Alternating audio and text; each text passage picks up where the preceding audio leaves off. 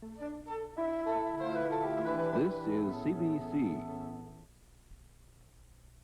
A CBC Sports presentation.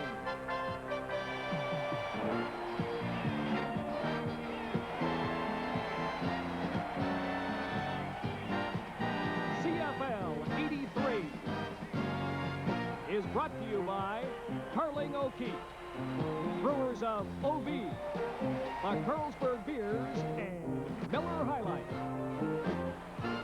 And now, for all the action, we take you to the stadium and our CBC Sports crew.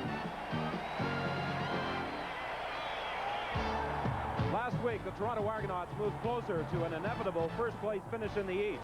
The country's leading receiver, Terry Greer, threw a touchdown pass in a 30-17 triumph over the Montreal Concorde. And in the West, in a battle for third place, the Edmonton Eskimos came from behind to defeat the Calgary Stampeders 31-28. And this afternoon, last year's Grey Cup participants meet for the first time in this 1983 season here at CNE Stadium in Toronto. It's a big game for both teams. The Toronto Argonauts realize they have an opportunity to at least clinch a tie this afternoon for first place in the Eastern Conference. The Ottawa Rough Riders, with that victory last night, moved within 6 points, but Toronto could clinch that tie for first by winning today. And in the West, the Edmonton Eskimos could at least temporarily move into a first-place tie with Winnipeg and BC. They meet tomorrow afternoon in Winnipeg. Ron Lancaster, the three outstanding players in the Canadian Football League last week, are in action this afternoon. They sure are, Don, and two of them are playing with the Eskimo defense. They're being led once again by last year's outstanding defensive player, James Parker. He was the defensive lineman of the week last week. He has 9.5 quarterback sacks, shown here sacking Bernard Quarles of Calgary from the blind side. This is his specialty, and he's going to need some help today from his partner on the other side, defensive end Tom Tooney. He has 6 quarterback sacks. These two guys are going to have to do exactly what they've shown right here, where they keep the opposition inside and put the pressure on the Toronto Argonauts. And the Toronto Argonauts will give them all they can handle. Let's see what Leo says about them. As far as the Argonauts are concerned today, it's all going to be Joe Barnes, how well he does. And in talking to Coach Obilovich yesterday, he feels that Joe Barnes can go to his left and throw the football about as well as anybody that he's ever seen in the Canadian Football League. That's pretty well evidenced on this play here as he rolls to his left and hits Emmanuel Talbert in the end zone. Now with Barnes, he's a little bit like wine. He gets better with every year. I thought last week against the Concorde, he probably had his best game that I've seen in Canadian football. Uh-oh, I'm going with the Toronto Argonauts here. Wait till Norm Kimball sees this. Well, Leo, this afternoon, I think that early in the ball game, we might see Joe Barnes attempting to pick on the newcomer in that Edmonton Eskimos secondary, Mike Dearden, replacing Larry Heibaugh. Yeah, I think that's a possibility. He's going to take advantage of anything they give him, as the old cliche goes. And Don, I've heard today is your birthday. You gave Joan Mead a hard time last week. You won't tell us how old you are, but one thing's 40. for sure, you can't be as old as you look. Happy birthday. Thanks very much, Leo. And we'll be back with the opening kickoff at CNE Stadium, the Eskimos and the Argonauts, right after this.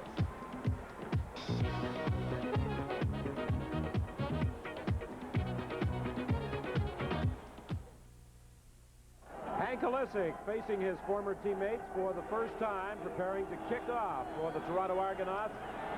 Joe Holloman, number 29, and Gary Hayes, number 28, are back to receive this opening kickoff. John Ireland, the referee this afternoon. Hank Olisic waiting for the signal to get this game underway. A good crowd in attendance on a sunny afternoon at CNE Stadium in Toronto. Holloman goes a couple of yards deep in the end zone. Holloman finds a seam up the middle. And he runs it all the way out to the 45-yard line, upset there by Hank Olisic. Well, this is a good start for the Edmonton Eskimos. Holloman has been threatening to break one all year long, and he sees that seam up the middle and finds it. 2 good blocks there, just like opening up a hole in the offensive line, and he takes advantage of it. Just a saving tackle here by Olisic, or he could have gone all the way. Maybe a change for the Edmonton Eskimos. In 3 of their most recent games, they have fallen behind early and have had to fight back, but they get excellent field position. First and 10 from the 46. Milson Jones, who has replaced the injured Neil Lundgren, picked up a yard before being forced back. Jones acquired in a trade from the Winnipeg Blue Bombers a few weeks ago, and he has replaced Neil Lumsden, who is out for the season with an injury.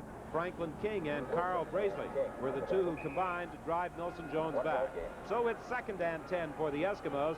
They are operating from their own 46. Ronnie, you didn't think that they were going to run very much this afternoon because they've only got the 2 running backs. They got one of those guys right there in trouble.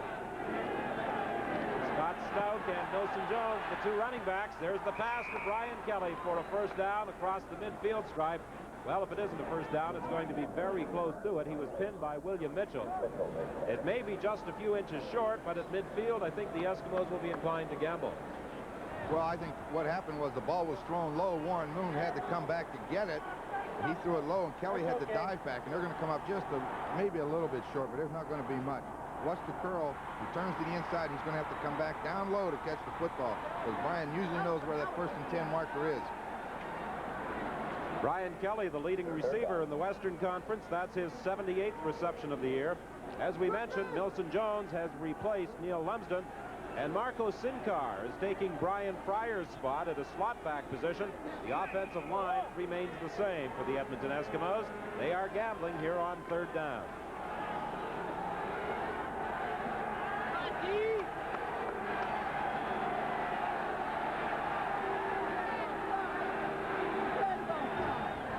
Warren Moon keeps the ball. He will have the first down. We had an interesting conversation yesterday, Ron, with Jackie Parker about Warren Moon. Early in the year, Moon had a lot of problems with taking too long and putting the ball into play. Time count violations assessed against the Eskimos. Well, what they were doing, they had him calling out the defense, and if they line up in say a 4-3, he'd call that. They'd jump, and he'd have to stop and call the defense. Well, you only have 20 seconds in this league. You don't have 30 seconds like down south, and he ran into a lot of those problems, but none since. On first down, the sideline pattern incomplete. Waddell Smith, the intended receiver. He wanted to throw that ball just a little bit earlier, and he got some pressure by William Mitchell outside. He pulled it up, and then when he let it go, he threw it too far. Got to get Moon, keep him inside. Don't allow him to be running. Ron, perhaps you could explain for our viewers the change in what the Eskimos are doing as far as calling those defensive sets. Let the linemen call it. That's what you normally do. The linemen have to visualize with the block and let them handle it. 2nd and 10. Ball is at the 53. For Kelly, and Leroy Paul, the cornerback on the right side, came over to deflect it away.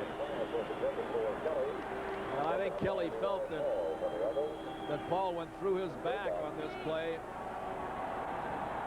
And this is the kind of a play that a referee has a hard time making a decision on, because if you go through the guy and get to the ball and touch it, it's pretty difficult to call an interference call.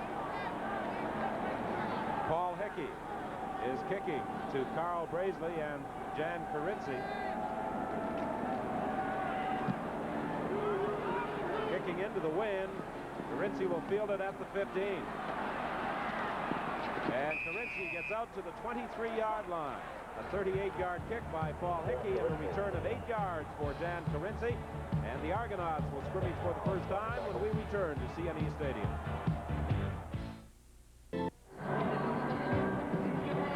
Tonight on CBC television, beginning at 8 o'clock, it's the new 6-part series, Vanderbirs. At 9 Eastern, it's part 2 of War. And then at 10, the 17th season opener of Man Alive. It's all tonight on CBC. And this afternoon on CBC television, CFL action, the Eskimos and the Argonauts. Joe Barnes directing the attack. 1st and 10, Toronto. The Argos at their own 23. There was movement at the line of scrimmage by David Boone. He got back onside. Joe Barnes throwing for Terry Greer. That's the basic play of that run and shoot offense, Don. And the Eskimos really shut it down well. Well, Joe Barnes, the starting quarterback, replacing the injured Condredge Holloway. Holloway has gone to the reserve list. Other than that, the Argonauts remain the same up front, although Antunovic has moved into the center spot and Hamiluk has moved over to guard. But for 3rd down snaps, Hamiluk is back at center. second and 10 from the 23. The handoff to Cedric Minter. Good hole. First down to the 39.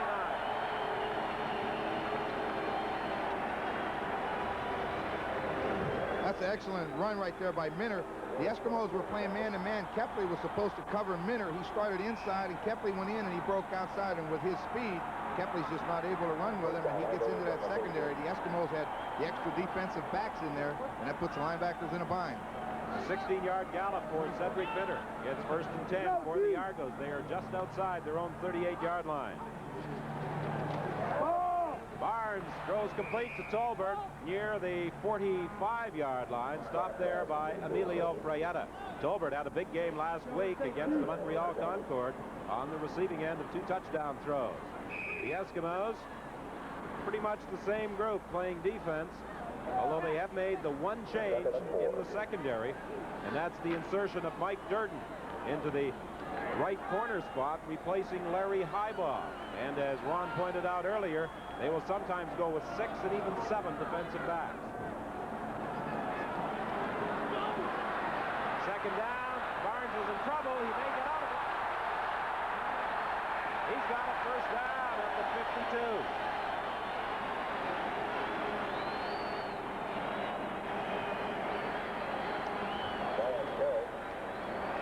Well, the formation was all to the left, and Joe rolled that way. Kept looking downfield, couldn't see anything, and he hasn't run with a lot of effectiveness in the last several games, and I think they've told him in this game to run as little as possible because of Conridge's injury. He saw him go down there a little bit prematurely, but he can run. He does have that extra dimension. First and 10, the Argos at their own 52. He's got a receiver open. Emmanuel Tolbert at the 39. Well, Joe Barnes had the hot hand last week, Leo, against the Montreal Concord. He's starting off just as effectively this afternoon against Edmonton. Well, Ronnie is the specialist here as far as quarterbacks are concerned. Joe rolls to his left, and nobody can throw the ball any better than he's thrown it right here. We made mention before about him being a real good passer going to his left. He got that ball in there right in between the defenders, and I just didn't think that Joe Barnes could throw the ball that well, Ron. 19-yard gain, first and 10. The ball is at the 38. Barnes hit from behind. The ball is loose. Who's got it? I think Cedric Minter may have got back to get on that loose football. Every time they've run now, the Eskimos have dropped deep. This time they blitz, and you'll see Dan Kepley come unblocked from the back. When Joe makes that pump, that caused him to get hit from the blind side. He didn't see Kepley, and Cedric Minter made a big play because there were 2 Eskimos ready to jump on that ball. Kepley, when he made contact there, he pulled his arms apart, which is a smart move on his part. The ball came loose. Second and 14. The ball is back at the 42. No score in the ball game. We still have 8:17 remaining in this opening quarter.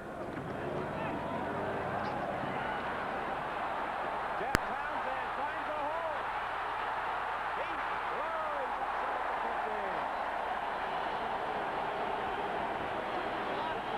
15. Carinci was out front trying to block Mike McLeod, and Townsend appeared to get tangled up in their feet. Great call, Ed. Everybody to the right. The Eskimos overshift the defense. When this ball goes out to Townsend, there's only 1 Eskimo on that side of the field, and he gets blocked, and Townsend comes back inside, and they're lucky that he didn't get clear to the outside, or he scores. Right here, if he gets to the outside, he was gone. It was a great play by McLeod to save a touchdown. First and 10 at the 15. Everybody comes out to the right. The pass to the right, incomplete. Carinci, the intended receiver, unable to hang on. They love to throw that play down inside the 20-yard line or inside the 10-yard line even to the fullback coming out of the backfield. And more than likely, it's a linebacker that's supposed to be covering him. And they get a screening effect there from the outside receivers, and Carinci slides to the outside and is open a lot of times. Leo, they bring that 1 receiver across, and all the 3 receivers on that side go inside, and they bring that back out behind them. It's just like a pick. Sure is. Second and 10 from the 15. Remember, the Argos started this drive at their own 23.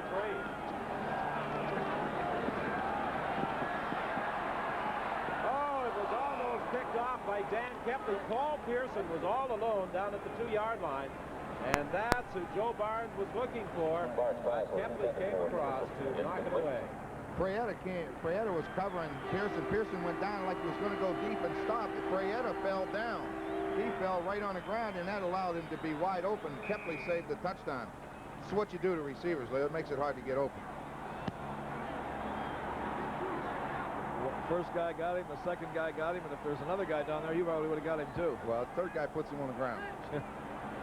Joe Holloman and Ed Jones bumping the nation's leading receiver, Terry Greer. Hank Olisic with the three-point try. A 22-yarder is successful, and the Argonauts lead 3-0. We have 6:45 remaining in the opening quarter here at C&E Stadium in Toronto.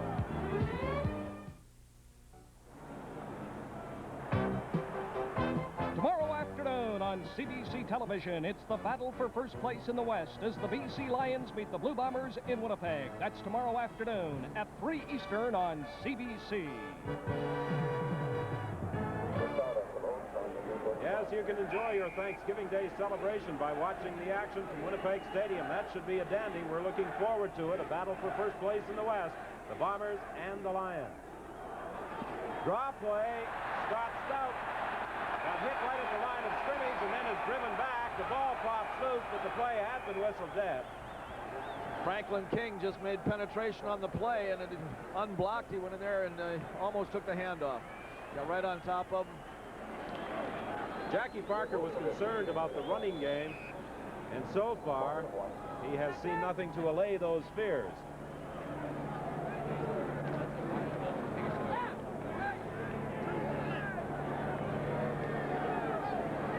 It will be 2nd and 12. Ball at the 33. Moon throwing deep for Kelly. Incomplete.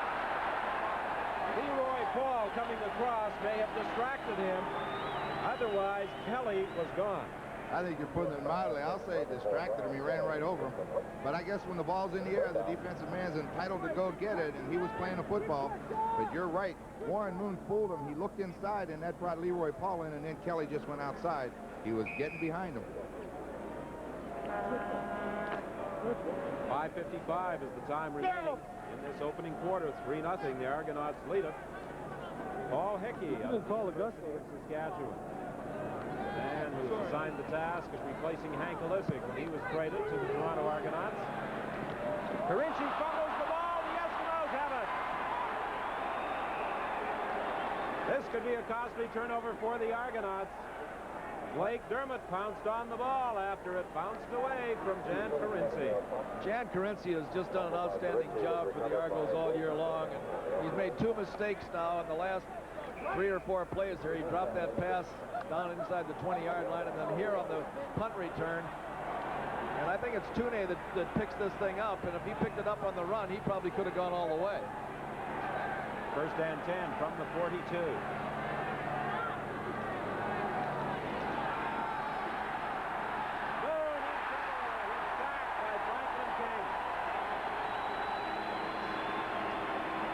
This is good defense by the Toronto Argonauts secondary. Number 13 for the Argonauts drops back deep, and that's Darrell Wilson underneath Waddell Smith, and that's why the ball didn't get off, and that allowed Franklin King to come make that sack. He had nowhere to throw that ball, Leo. He had double coverage on Waddell Smith. I'm surprised that he's looking deep so early in the ball game. If there's one place I think you might be able to hurt the Argonauts defense, it's in the linebacker area on the short passes. 2nd and 16. The screen pass. Scott Stout breaking a couple of tackles and then wrestled down at the 39. He got back to the original line of scrimmage and a couple of yards more before being stopped by William Mitchell and Darrell Nicholson. Mitchell had a big game last week against the Montreal Concord, and he's playing very well again this afternoon defensively. Just the screen pass out to Scott Stout. You don't see very many screen passes against the Argos, but this one worked pretty good. They had a personal interferer out in front, but they rallied in a hurry with that. Looked like the whole entire defensive unit getting over there to make the stop. 4:03 is the time remaining in this opening quarter. Paul Hickey trying to ankle it out of bounds. Carinci takes it on the 12-yard line. Back to the 24. Only a kick of 27 yards. yards as Hickey was kicking into that wind, a run back of 12. And the Argos will scrimmage at their own 24 when we return.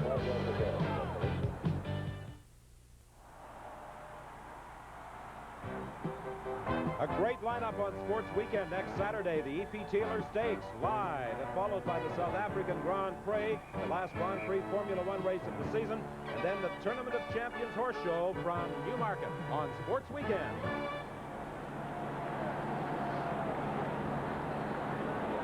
An injury on the field, Don. Look at Jan Carinci down on one knee.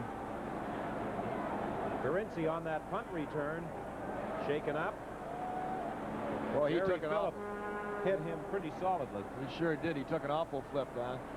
Well, we have the time here. It was good to see our old buddy Tom Wilkinson. He stopped in here before the game, and I can remember when he was in Toronto, he used to look like a well-chewed piece of bubble gum. and now he's got the curly hair and it's swell built. He looks real good. Edmonton's been good to him. And he's enjoying his new role with the Edmonton Eskimos, helping out quarterbacks. Kind of a loose-knit arrangement with Wilkinson and Jackie Parker, but they have the utmost of respect for each other. And, of course, Wilkie attends those quarterback meetings and discusses game plans and strategy for their next opponent. Pearson on the sideline, very close to a first down. Dale Potter, the linebacker, forced him out. There's another case of Barnes throwing that ball quite a distance with a one-on-one coverage over there on the sidelines, and he just hit him right in the hands again, Ron. He's thrown that ball about as well as I've ever seen him throw in the last two ball games. That was well thrown, plus he had Paul Pearson come across in motion, and that means Dale Potter picks him up one-on-one. Pearson's going to outrun him, but Joe has to deliver the ball right on the money. It's close to the first down. Second and inches. Barnes keeps. He gets to the 35-yard line, and he does have the first down. Jan Carinci out of the University of Maryland. In the off-season, he does some work for Carling O'Keefe. Quite involved in hang gliding as well. He spent a little time hanging in the air on that punt return when he was decked by Jerry Philp. Bet he wished he had his kite with him. Last week I made a couple statements about the coaches being on his back, and Coach Obilovich took deference to these remarks, so it looks like they like him and that they're not on his back. Intended for Pearson, incomplete. You know, you talked about Wilkinson visiting our booth earlier. Two quarterbacks with the Argos, both traded away, went on to win Shenley Awards. Wilkinson and Don Jonas. Right. Well, that was when we were trying to propagate the league. We were building the West at that time. Paul Pearson, the injured player. There are two ball players on the field this afternoon. Both went to school in Weed, California. Paul Pearson is one of them, Emilio Freyetta the other. Right. You didn't know that, did you? No, I didn't. Well, you had to dig way down to that's find out. impressive. I'm trying to figure out how Paul Pearson got hurt. He just ran a little pass pattern, turned to the outside. Nobody seemed to hit him. Well, as you see, two-time Shenley Award nominee, and those first ballots have gone out to the 96 nominators across the country. The initial announcement as to the candidates eligible for Shenley Awards will be made next week. Could be an interesting year. Very interesting. I think two of the nominees are right here. Warren Moon and Terry Greer very definitely be facing each other at breakup time in Toronto. Terry Greer, the intended receiver, he's the leading receiver in the Canadian Football League. He should set 2 records this year, but in this game he has had the first 2 passes thrown to him slip off his fingertips. And we might point out that Terry Greer, off of that pass to the outside where he follows up inside with his blockers and has made some substantial gains, that was the same play that last week he threw the touchdown pass on the hitch and pitch. So they've got a regular combination of things on that. Hayes and Holloman are back for the 3rd down punt by Hank Alisic. He has that favoring wind with 2:23 remaining in this opening quarter. He gets that size 13 boot on this one. It might travel a long way. Don't you know those Edmonton boys are talking to him when he's back there by himself? Holloman takes it at the 25 to the 30. Stopped there by Mike Hamelick. A 49-yard kick by Hank Alisic. Hamelick limited the return to 5 yards. Bobo Bilovich likes Hamelick. He was telling me yesterday that he was watching him when he was over with the Montreal Alouettes, I believe, at the time. He played guard. So when it came to a decision this week of whether he would play Hamelick at center or whether he'd play him at the guard position, he reflected on that, started him at guard and put Antunovic at center. First and 10. The Eskimos just outside their 30-yard line. Boone looking for Milson Jones, incomplete. The defender, Darrell Wilson, had slipped in attempting to cover Milson Jones coming out of that backfield, but Warren Moon missed the target. Milson Jones is his outlet receivers on. He first looks inside for Sinclair, then outside for Smith. Both of them were covered. The Toronto Argonauts defensive secondary is doing a good job right now of not allowing him to complete the ball downfield. Second and 10. Got to get it in short behind the linebackers.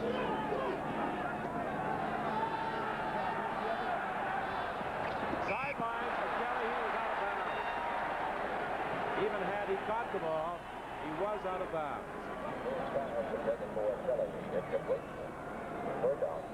Jackie Parker in his 5th game as head coach of the Eskimos since replacing Pete Catella. He has a record of 3-1. That lone loss to the British Columbia Lions a couple of weeks ago at BC Place. Thrilling ball game that you saw on CBC television. Jeff Townsend has replaced Carinci on the punt return unit for the Argos.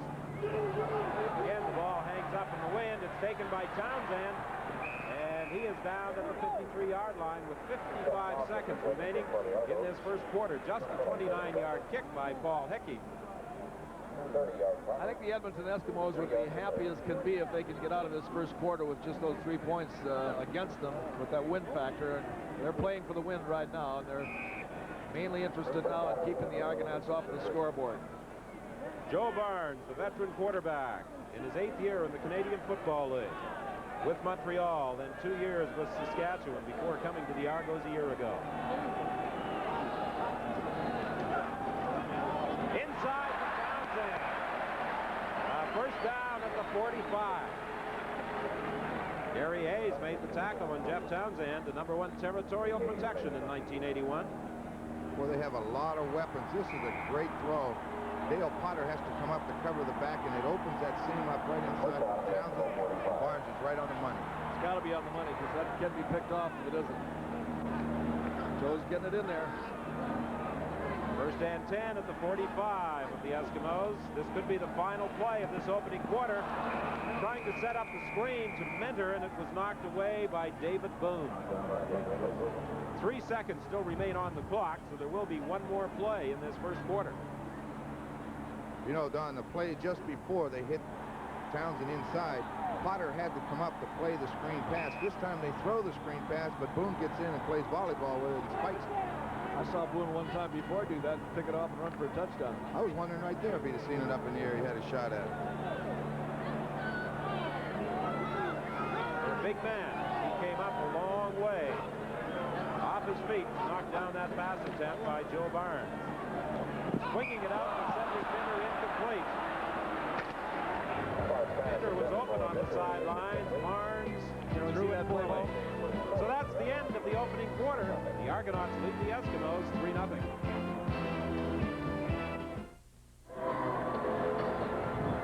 Well, with teams such as the Eskimos and the Argonauts, you'd expect a little more offense than we saw in that opening quarter. Neither quarterback, Joe Barnes or Warren Moon, has had much success in throwing the ball.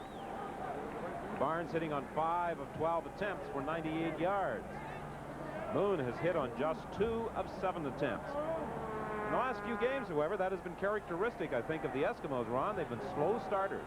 You're exactly right. I was just going to talk to you about that in a minute.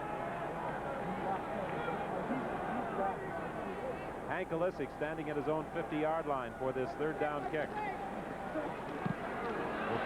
Excellent kick. He puts it in the end zone. Holloman steps out for a single point. It's interesting watching Olisic. He was already at the bench before that ball was fielded by Holloman. He knew it was sailing into the end zone. He had started for the sidelines early. One thing you can point out right here is as the crowd from the Argonauts cheer and yell and really are happy over that play, it's the biggest break in the world for the Edmonton Eskimos. They're going against the wind up until that play, and he kicks that ball down in that end zone with the wind at his back, and they get the ball in field position, only have to give up 1 point. They're in pretty good shape. A 65-yard punt by Hank Olisic for a 4-0. Toronto Argonaut lead. First and 10. The Eskimos at their own 35.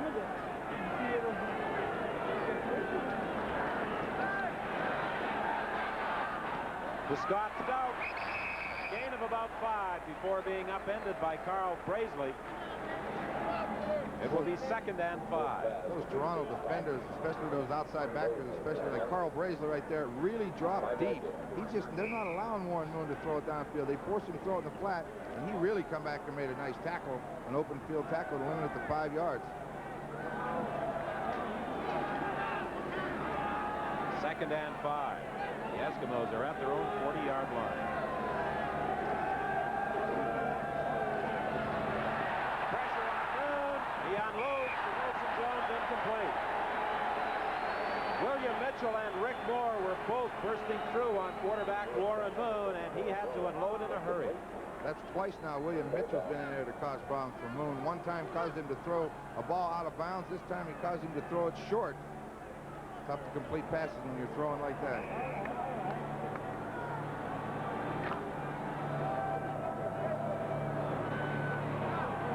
You realize you're getting older when you have a young man like Paul Hickey come up and say, hey, he used to play ball with my father.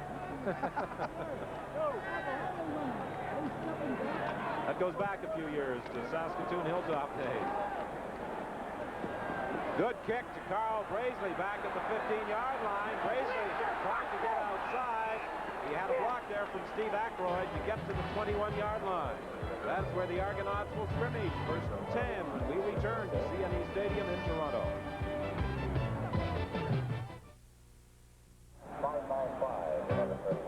Next Saturday on CBC, Hockey Night in Canada with 3 games on the schedule. Most of the country will see the Oilers and Flames from Calgary.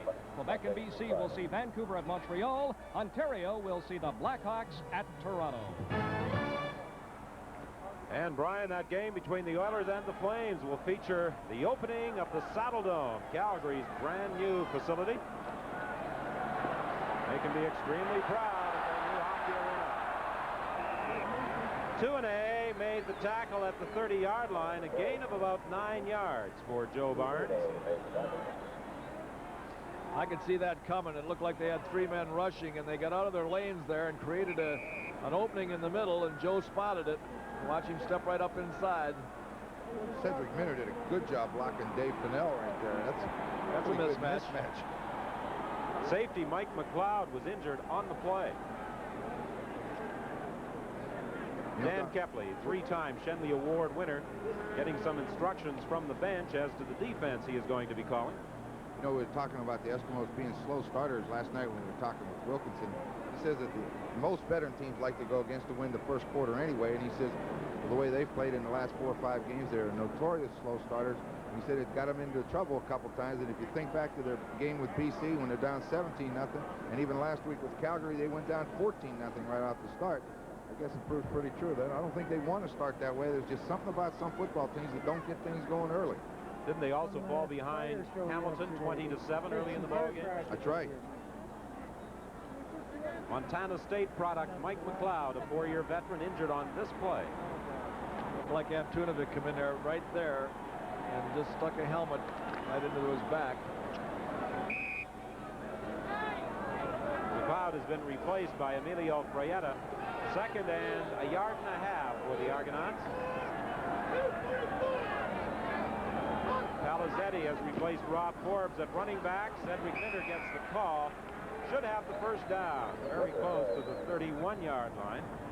You also had an interesting conversation with Wilkinson about passing yardage. Warren Moon last year hit 5,000 yards. He could better that record this year. Tell us the story about the comment of Wilkinson about a 3,000-yard season. We was talking about that, and he says that like Warren's got 4,200 and some yards. If he goes on his average per game, he's going to hit around 1,400 more, which would be 5,600 yards in passing. Wilkie said his best year ever was 2,800s, and we got talking. We said if you don't throw for 3,000 yards, you get cut now. I mean, 3,000 yards used to be a great season, but now if you can't throw for more than 3, you can't play. What do you think, Leo? You'd be probably the only guy who'd cut Wilkinson and Lancaster if they only threw for 3,000 yards. You're half He's right. not sure of Wilkinson.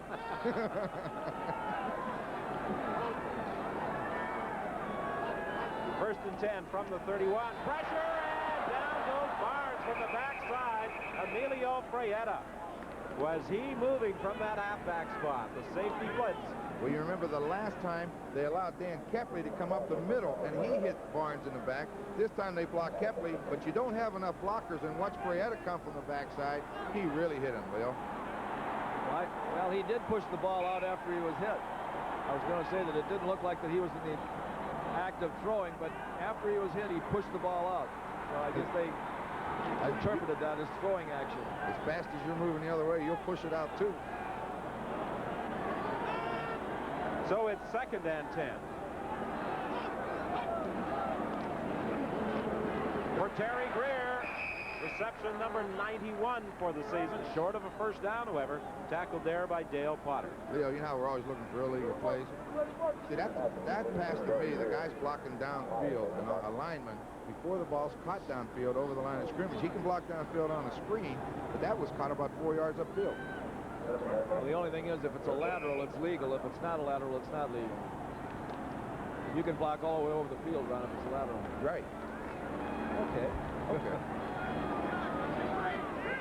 What was the question? I thought the lineman blocked downfield and the pass was completed downfield, across the line of scrimmage. Third down punt by Hank Olisic.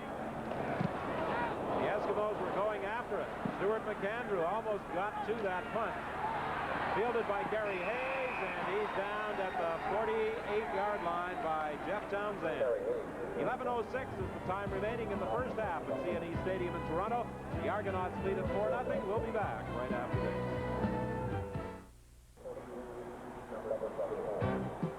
CFL 83 this Monday, Thanksgiving Day, will be in Winnipeg for the battle for first place between BC and the Blue Bombers. There are 2 games next Saturday, 2 on Sunday. We will have Winnipeg and the Rough Riders from Lansdowne Park in Ottawa. You know, it's interesting. The Winnipeg Blue Bombers go against the Ottawa Rough Riders next week.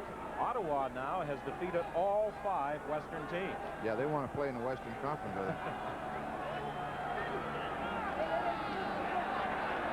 Boone has Milton Jones open on the sidelines. He'll get the first down to the 50 of the Argonauts. You and Ron were both mentioning before that the Edmonton Eskimos have had notorious slow starts, and that I think there was a reason for that, especially in the BC game. They had terrible field position. But throughout the first part of this ball game, they've had decent field position. Again here, they're starting almost in midfield. Now with the wind at their backs, they could be pretty tough. 10:25 remaining in this first half. First and 10, the Eskimos at the 50 of the Argonauts.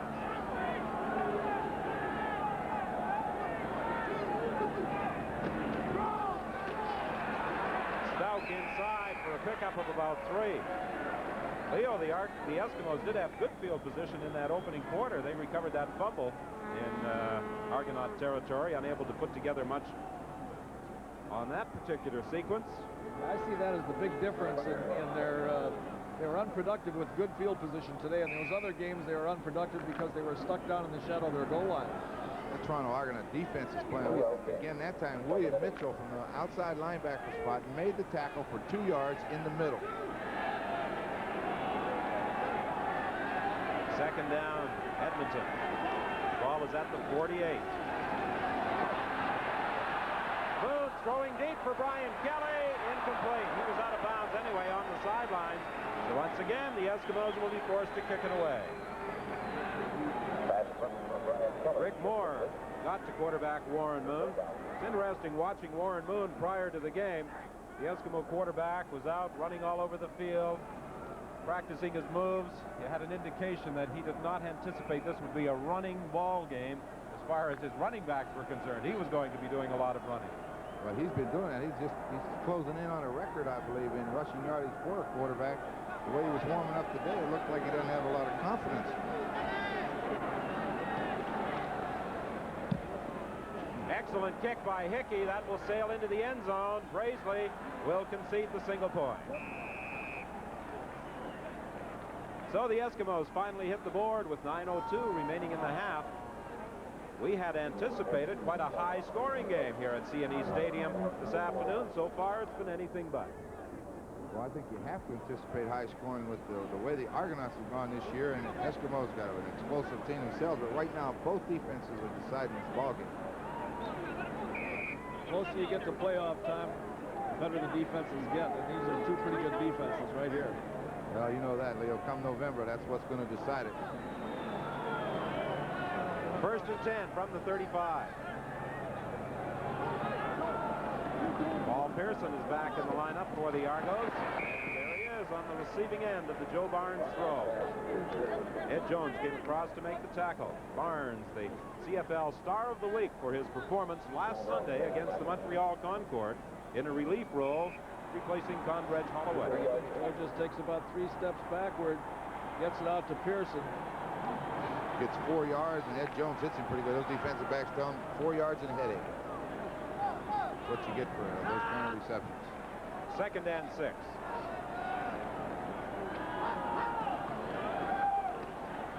Barnes is in trouble. He got away from David Boone. Throws it to Terry Greer. Well, I'll tell you what, they're tackling him 5 yards out of bounds on that one.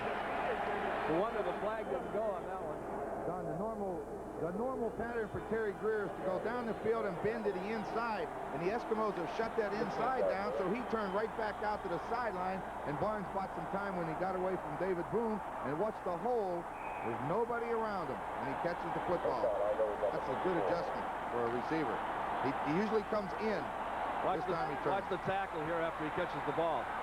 He steps out of bounds, and then comes the tackle about 3 or 4 yards out of bounds. He's still in the stadium. A gain of 16. To the other side, one-handed by Terry Greer. He gets away from Boone, and he turns it into a first down. What a beautiful one-handed reception.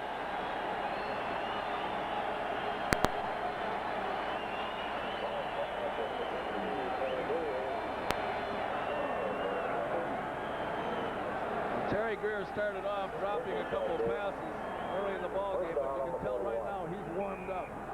He catches this ball, makes a good move, and evades a couple would-be defenders. Gets the ball down to around the 40-yard line. Number 93 in the season for Terry Greer. This time he goes wide right. Pass for Townsend. On the sidelines. He's going to score before the penalty flag back at the line of scrimmage. They're going to bring it back. That flag went down real early, Don.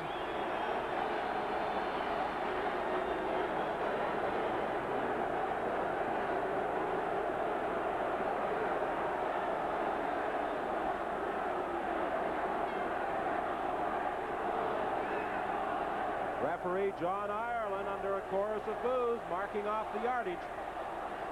That's one of those plays that if you're an offensive lineman. Bottle number 69, first down repeated. Dan Ferrone, the Simon Fraser graduate, guilty of holding on the play. I was going to say that's one of those plays if you're an offensive lineman, you say, please don't let it be me.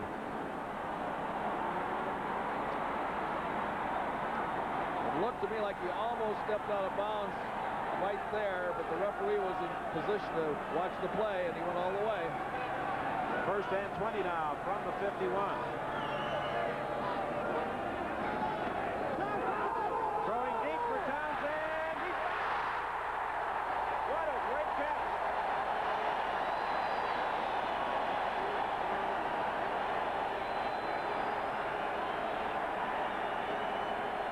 Well, Don, what you see is Joe Barnes audibled here and brought that slot back across. He read that blitz coming, and Durden's got to be wondering what's going on. A one-handed catch by Greer, and this is a great catch by Townsend. He just reaches out. Durden had good coverage on him, but boy, I'll tell you, it's hard to stop. You see the blitz at the top, but he got time to lay it out there one-on-one, and Townsend makes a great catch. Townsend has done everything that they've asked him to do, and he looks to me to be one of the real stars of the future. Well, we talked about the great speed of this young man a few weeks ago, and he certainly displayed it in getting out to grab that ball. Here's Cedric Miller, touchdown, but there's a flag, another flag on the play.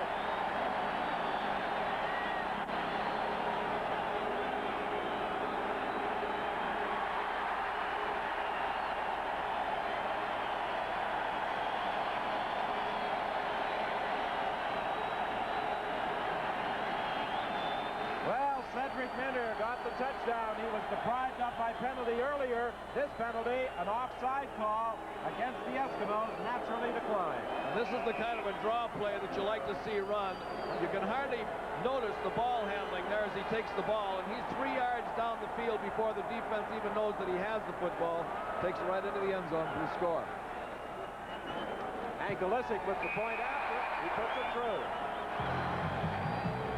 So we have 6:03 remaining in the first half at CNE Stadium in Toronto, and we'll be back with the Argonaut kickoff after this message.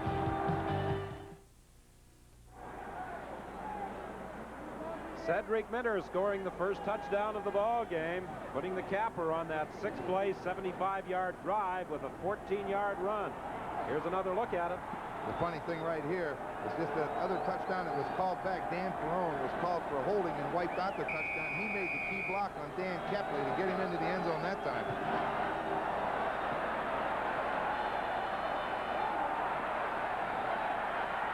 Kickoff picked up on the far side, and Gary Hayes goes out of bounds at the 20. Tony Lawson, number 77, one of the first downfield to make the tackle. We have a most interesting halftime show for you. We'll have highlights of the past week in the Canadian Football League, a report from Winnipeg with their newly acquired quarterback, John Hufnagel, from the Saskatchewan Roughriders, and from Hamilton, John Wells will be talking with Al Bruno, the newly appointed head coach of the Hamilton Tiger Cats.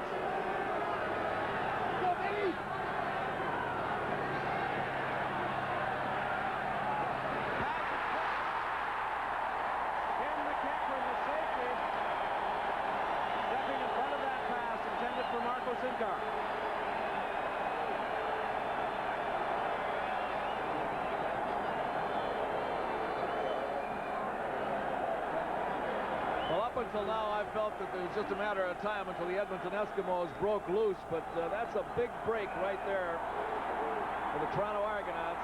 Moon gets back, and Moon looks a little bit undecided about who he's going to throw to and hangs it up in the air. McEachern picks it off, and here the Argos at the 40-yard line with great field position. It almost looked that time as though Moon was trying to throw into double coverage. A reverse with Terry Greer. He fumbles the ball. They lose big yardage, about 16 yards. They tried the reverse with Terry Greer. It was almost ideal, you know. Yeah, it was a great break play if it would have worked. It's one of those things where he just got the ball in a bad handoff situation. Well, if you're the quarterback coming out there, Leo, you want to draw that defender to you, but he got there just a little bit too soon. And when Barnes makes the pitch, it put a little bit too much pressure on him, threw a little too hard. As you can see on this other side, Ron, there's not any orange pants or white shirts show up, so he had a lot of open field to run to had he caught that ball. They had the whole formation to the right that time with only one man back to the left, and he went down around a post-type pattern, and he came back with the individual reverse. Had that ball handling worked, it could have gone a long ways. Two-time Shenley Award winner Dave Fennell down on one knee. I've been watching Fennell. He's been putting a lot of pressure on the passer this afternoon. 1978 Defensive Player of the Year in the CFL, 79 Outstanding Canadian Player, a 10-year veteran. Leon Lescavage moves into that defensive tackle spot, almost playing a nose guard position, actually. The screen, Emmanuel Tolbert. And he got back to the 40, which was the original line of scrimmage, so he regained the 16 lost yards on the previous play. But the Argonauts are still forced into a kicking situation. You can see the lineman setting that screen up. Emmanuel Talbot came all the way across the field to catch it. They still sent 4 receivers deep. They set Cedric Minner downfield. And boy, that got the Eskimo defense back. If the Argos try anything here, they have too much respect for that Edmonton team coming back, Ron. Well, I think with an 11-1 lead and everything in your favor, keep kicking it. Keep them down there. Make them go a long way. 4:04 is the time remaining in the half. Melisic trying to angle it out of bounds. He succeeds. He puts it out at the 8.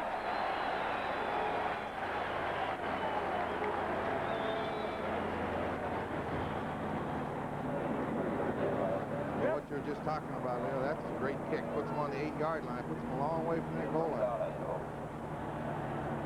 Only a 32-yard kick by Hank Melisic, but it puts the Eskimos in a jam. Jackie Parker's been one of the few coaches this year to use the quick kick. With the wind at his back, Millicent Jones can quick kick. If he gets some field position, he may quick kick in his ball game.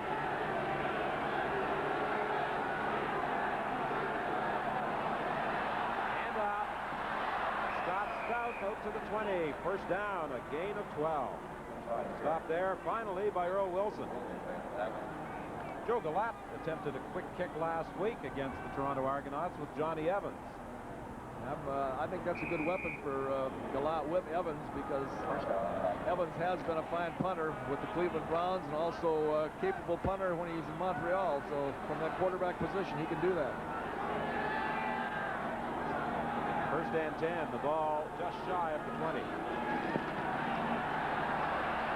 Moon is in trouble.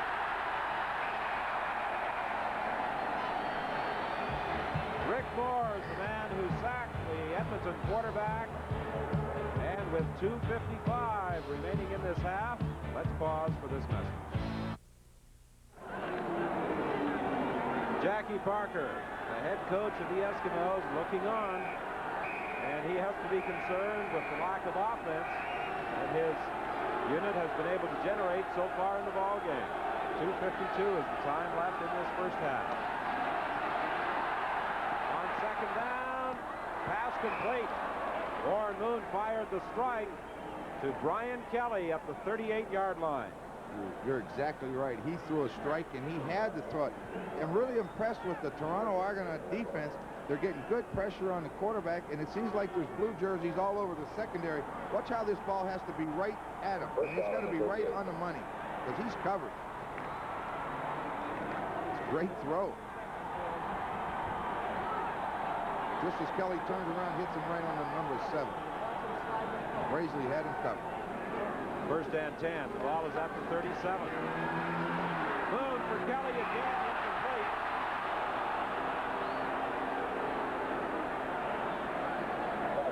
That defensive secondary, as you say, are hugging him pretty close, Ron, but it's the defensive line that's putting the pressure on him. He has to throw that ball in a hurry, and even when he completed that last pass to Kelly, they were all over it. He took a pretty good hit from William Mitchell. Sure did. Just what I was going to say.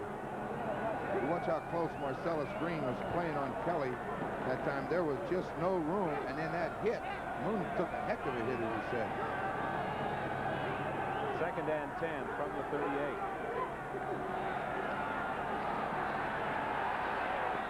Kelly is open. First down at the 53 of the Argos. 2:17 is the time left in this first half. 11-1 is the score in favor of Toronto, but Warren Moon certainly is capable of moving the Eskimos all the way very quickly. Once again, an Argonaut defense is forcing the Eskimo receivers to go at least 18 yards to get behind their linebacker. Watch how deep Brian goes to get open. And again, the ball's delivered right on time. Kelly makes the catch 18 yards before he can get open. It's in there, though. Behind the linebackers is the place to throw it.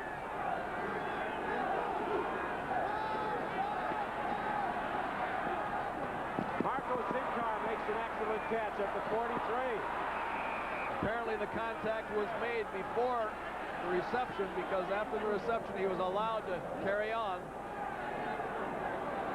Gonna like this. Great picture coming up. Watch Sinkar just dive out, way out, catch the football, pulls it in, gets up, and away he goes. And the Alert play by Sinkar to get back at his feet and scamper down to the 33. Well, we've seen number 1 too often. He's never out of the ball game. 1:40 is the time left in the half. First and 10, Edmonton at the 33 of the Argonauts. Throwing deep. Tommy Scott. Tommy Scott will never miss too many passes like that. Boy, Warren Moon cut the Toronto defense and just what he wanted. He sprinted to that left a little bit and got Steve Aykroyd way over, and Tommy Scott went down the seam, and watch it. Just off the fingertip. Aykroyd couldn't get back. That's the first time this afternoon that Moon has gone for Tommy Scott. It was almost 6. Second and 10 from the 33.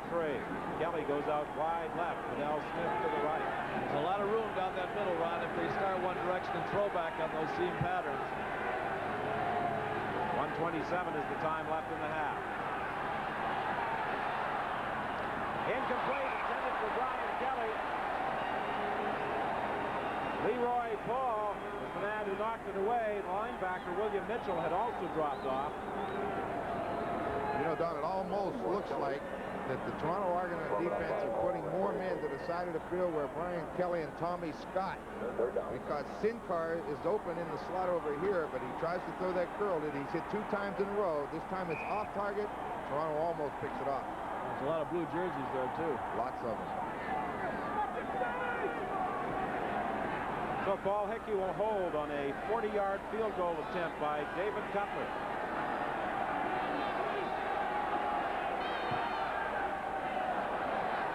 It's good.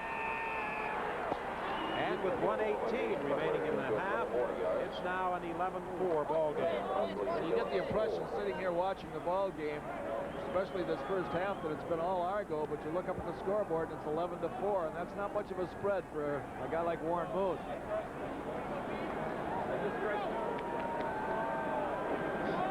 The Argonauts have played pretty well defensively through the first 30 minutes of this ball game. Much has been made, of course, about their run-and-shoot offense. I don't think they really give credit for the defensive work they have done. No, you're exactly right. They have such fantastic offensive statistics. You forget that defense. Barnes setting up the screen over the middle. John Pelizzetti lost his balance, and it's a gain of about 4 yards. Tom Tuine was there to make the tackle. I think the thing that you hear more than anything else throughout the league is the different defensive fronts and the defensive front fours and so on. But when you look at Matthew Teague, Franklin King, Earl Wilson, and Rick Moore, that might be the best defensive front four in the league right now. They've got the size and the speed and the aggressiveness, and they're really playing football. They're putting a lot of pressure on Moon today. What appears to be an obvious passing situation, Jerry Phillip has come in as an extra defensive back. Dale Potter goes out.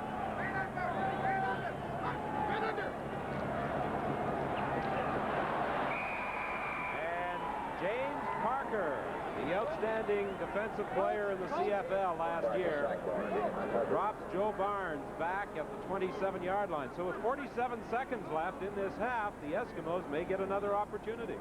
Well, he never had a chance. The pattern didn't even get a chance to develop over here. Barnes never got to get set because Parker got through right now, causing him to turn around on Parker. He's going to put you on the ground. Warren Moon is at his most dangerous. There's about 47 seconds or 37 seconds or a minute left. He can do an awful lot of things. Freyetta hit the kicker, Hank Olisic. That results in a roughing call. The ball goes out of bounds at the 48. The Eskimos would have had good field position. But now the Argonauts are going to retain possession as Emilio Freyetta, trying to block that third down punt, contacted the kicker. He came about as close as you can come to the ball without hitting it.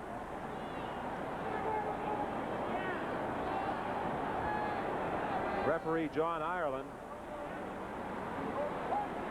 explaining the situation to Dan Ferrone.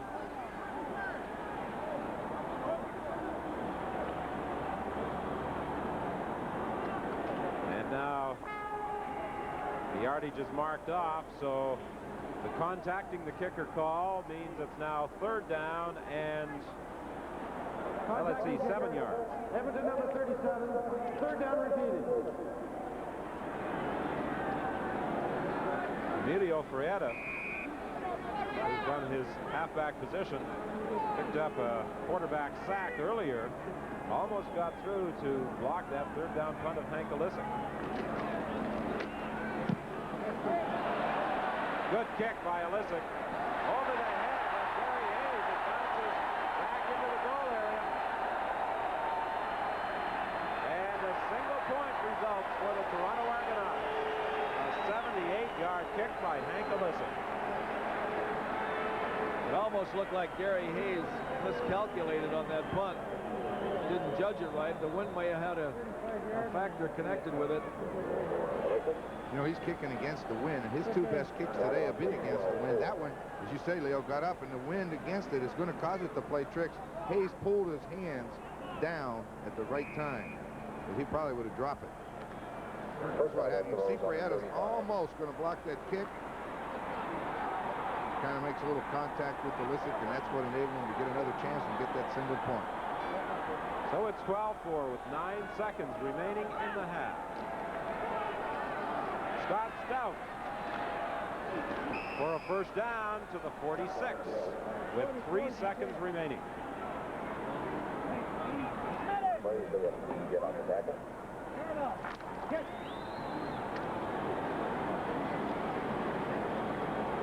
The Eskimos this afternoon looking to move into a tie, at least temporarily, for first place in the Western Conference with Winnipeg and British Columbia.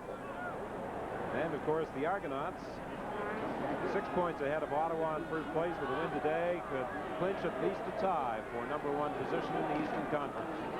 Nelson Jones inside, stopped at the 50-yard line, and that will end the first half. William Mitchell was there to make the tackle.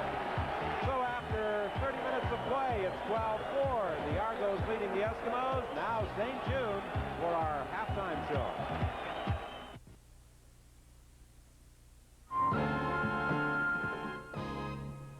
It's halftime in the CFL's Grey Cup rematch from Exhibition Stadium, Toronto. The Argos leading the Eskimos 12-4.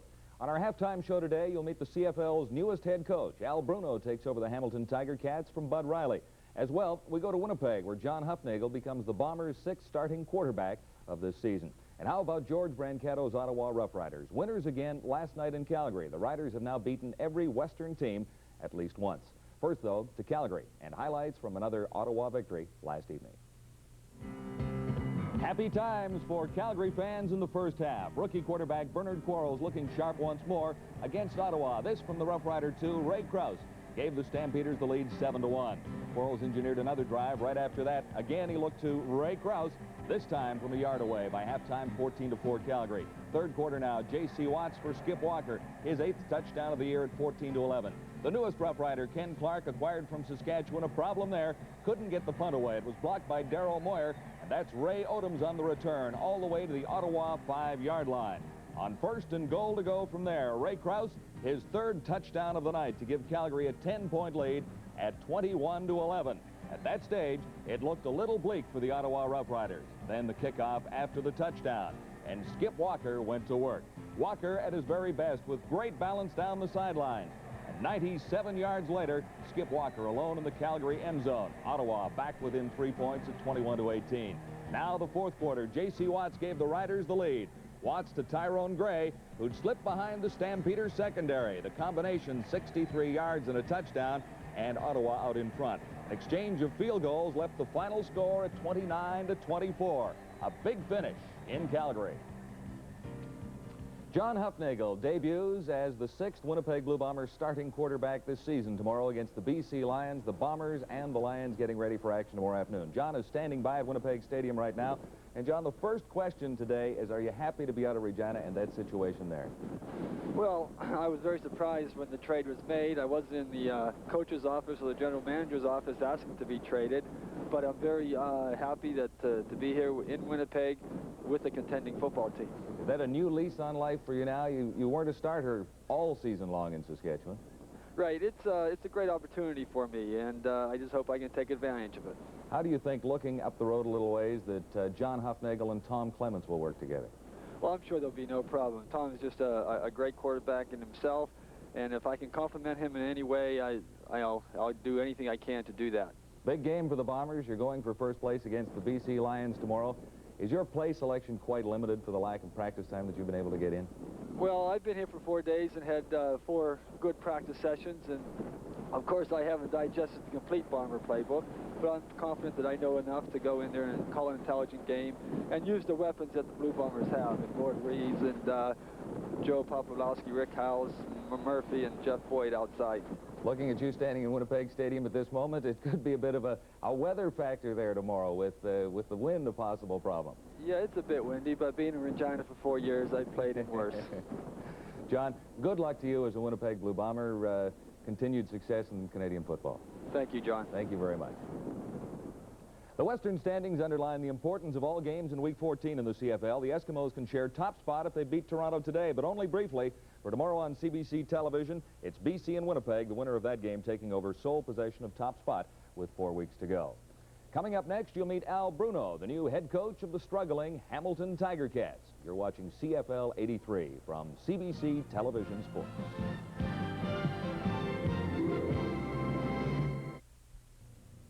I'm John Wells, back at our CFL 83 control in Toronto. The biggest story in Canadian football this past week comes from Hamilton, where the Tiger Cats fired Bud Riley late Friday afternoon and replaced him with Al Bruno, who will guide the Tiger Cats through the rest of the 83 CFL season. The new head coach of the Tiger Cats, Al Bruno, joins me now. Why would you take the job? Well, John, you can call it ego or anything else you want to call it. Joe simply called me in, asked me if I could handle it. I says, I'll give it a crack, and so he said, "How you have it." I know you've got a long coaching career, but how long have you been away from active coaching in the game? Well, John, I've been away from active coaching just almost 2 years now, ever since I left Harvard University, and so 2 years, and of course I've been involved with this club for 2 years, and I know the setup, I know the players, which is most important, of course, the coaching staff. We heard the official word late on Friday afternoon. How long ago did you know that you'd be taking over? I learned Friday morning, John, right after Joe spoke to Bud and released him. He called me in, and that's the first official word I heard was Friday morning. The story is that you and Bud Riley are pretty good personal friends. So how do you go in and take over the job? What were the first reactions from Bud? Well, John, it's a tough situation. When anybody loses their job, regardless of what the position is, it's always tough, especially when the man that's taken his place. When they meet head-to-head and talk, and we're still the best of friends, and we always were, and we always will be. And it's like I say, it's a tough situation. Well, it's one of the pitfalls of professional coaching. This happens. The old guys coming back into Canadian football. I don't mean to say that you're old, but your era was 1952, the last time the Argos won a Grey Cup. Jackie Parker's back in Edmonton. What is that all Well, say? Jackie Parker's 40 and I'm 39, John, so it's good to see the old guard come back into the league. Although the situation out there was also a tough situation for Coach Catella out there when he had a 4-4 record, and Jackie Parker came in with no coaching experience at all, really, to speak of. And of course, he's been involved with football, but like I said before, these things happen. I wish Jack Parker well, and I wish Coach Catella well in his endeavors in the future. Okay, let's get back to the Tiger Cats. 3 straight losses. You're only 4 points up on the Montreal Concorde. You're behind the Ottawa Rough Riders now. What do you have to do to turn things around in Hamilton? Well, first of all, John, it's not 3, it's 4. And I believe it's 4, but irregardless, it's 3 or 4 losses mixed in. But I think the main ingredient for any football team in a situation like this is to get together with your offensive coaches, your defensive coaches. What can we do to improve this situation? Let's get an offense that's suited to Dieter Brock, our quarterback. Let's get a little ball control, get the short passing game going, get Shepard back to running a football like it did at the beginning of the season. So if we improve on that in the offensive part of it, we'll be all right. Defensively, John, I think is the most important part of any football team. Our defense, there's been quite a lot of points, or quite a few points scored against our defense, and so we have to improve in that area as well. What is this set and shoot offense I read about the other day? Is that what you're putting in for Brock because he can't run very well? I'm getting a little nervous now because of this whole situation, and I don't know what to say first, but the set and shoot was just a comment I made. It's nothing, everybody uses it. just like years ago we used the run and shoot. All the motions involved in the Canadian Football League, but I like to set those people out wide, set them, have the quarterback take a look at the defense, and he knows where they're set, and hit those receivers. Thanks for coming by. We wish you luck as the new head coach of the Tiger Cats. John, it's been a pleasure. Thanks. Okay, thanks, Al. You're watching CFL 83 from CBC Television Sports.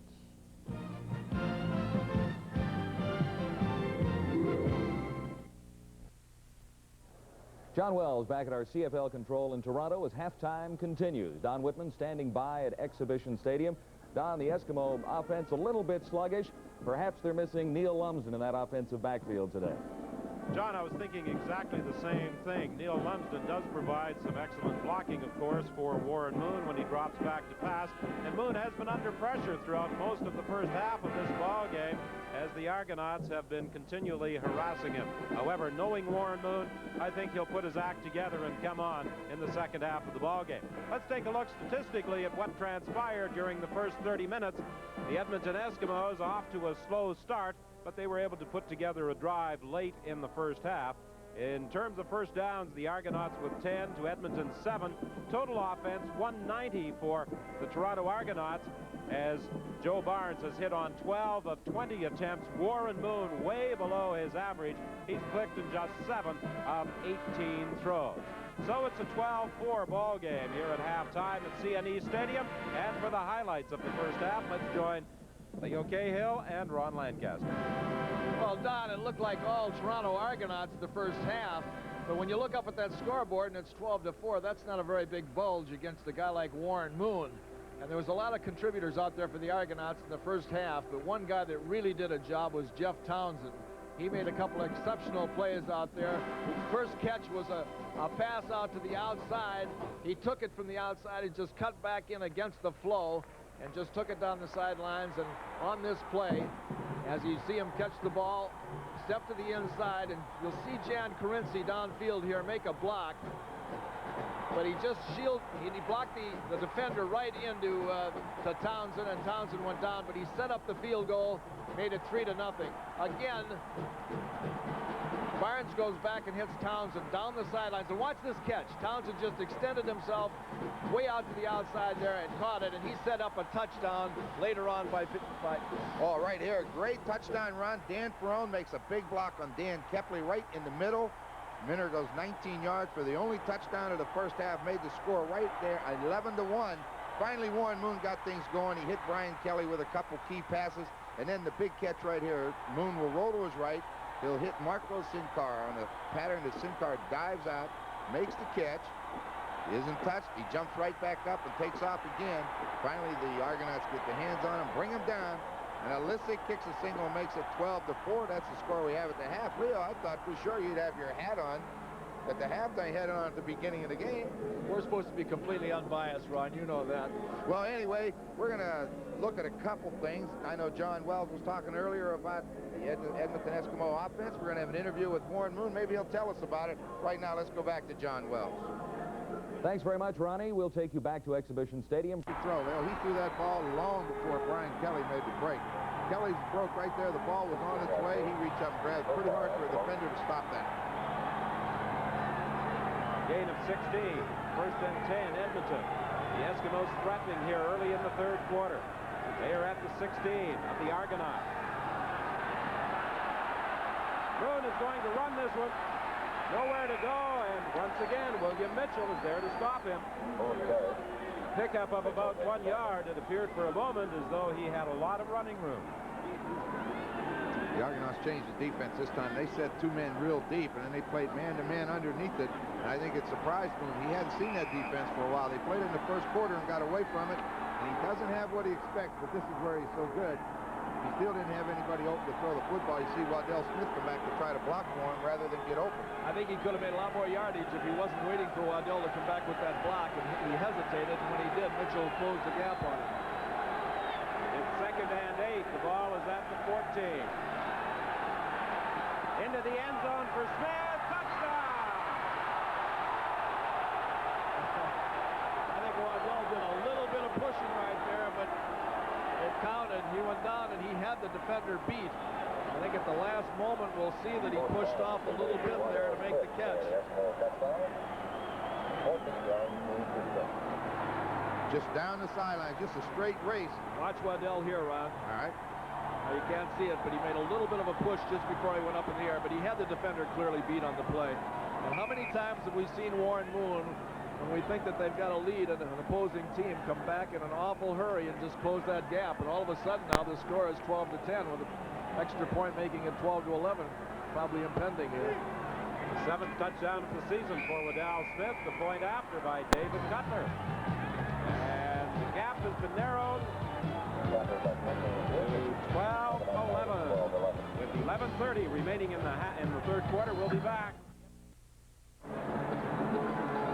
Waddell Smith with his first reception of the afternoon, but it's a big one as the Eskimos move to within a single point of the Toronto Argonauts. The ball looks like it's thrown from the CN Tower as Waddell goes up in the air and comes down for the 6-pointer.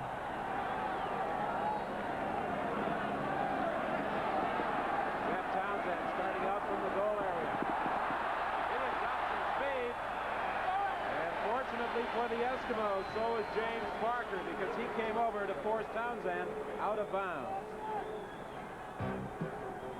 Tonight on CBC television, beginning at 8 o'clock, it's the new 6-part series, Vanderburgs. At 9 Eastern, it's part 2 of War. And then at 10, the 17th season opener of Man Alive. It's all tonight on CBC. 36-yard kickoff return by Jeff Townsend. Toronto 1st and 10. The Argos at their own 38.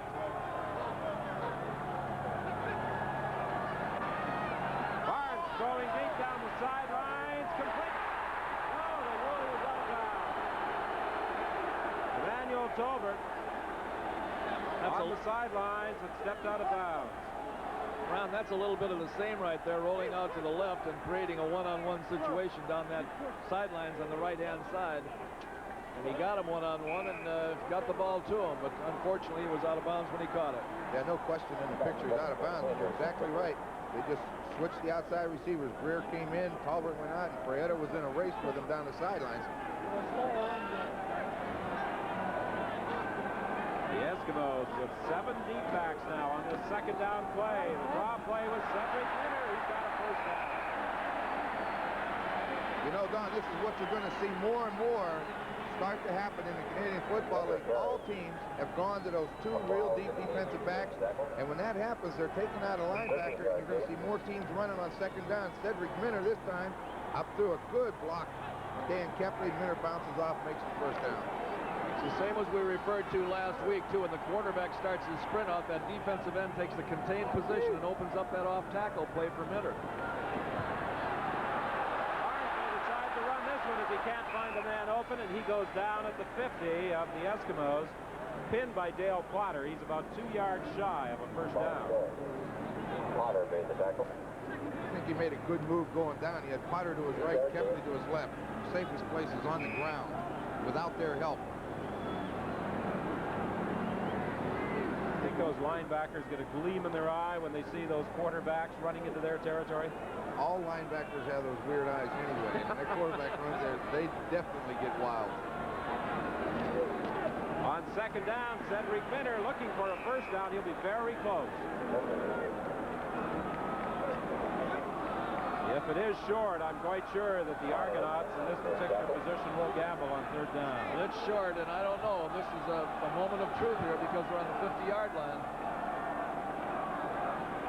We're going to be 12 inches short, I would believe. An injured Toronto player, Cedric Minter, is down. Minter, Don, has felt that he hasn't made the accomplishment or the contribution to the football team this year that he should have made because he hasn't been allowed to run that much. And in the last ball game, he was coming ahead. In this ball game, he certainly has come into his own. He was really feeling good. I'd hate to see him be hurt here.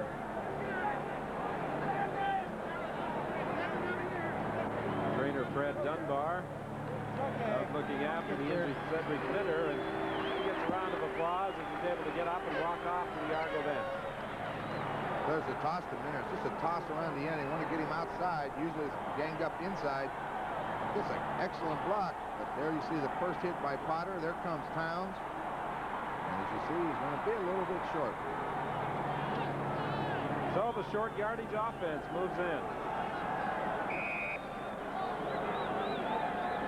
broadcaster, I think, always believes in this situation. You give it to your best running back, right? Always. Barnes will carry this one. In a situation like this, Barnes has got to carry this. They're going to stack it up in the middle there. 3rd and inches. Barnes carries. Barnes It could be does not close. get it. I don't believe he gets it, Ron. Barnes carries. It all depends on where those officials want to put the ball, but I do not believe he gets it. He had to get over that first white marker. He didn't do it. He didn't get it. As soon as the linesman put that foot down, he's still going to be about 6-8 inches short. Now you got to have some soul searching on that play after the ball game is over too, and wonder whether at midfield at this stage of the ball game you should go after it on 3rd and a half a yard. He didn't get it. Good defensive effort by the Edmonton Eskimos.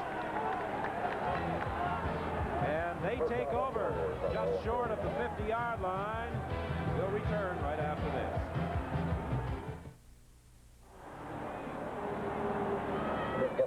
Joe Barnes and Bob Obilovich have to be discussing that 3rd down gamble. It looked like the Edmonton Eskimos were reading their mail because they were all stacked in the middle there. And they certainly didn't give him any place to go on that quarterback sneak. You see Towns come in there late, but he didn't even make an inch on that play. The Edmonton Eskimos now are in good field position. Could be a costly turnover for the Argonauts. 1st and 10 Edmonton. They are just shy of the 50-yard line. Warren Moon will put it in the air. He's got Tommy Scott open at the 45. First bootleg I've seen him run around.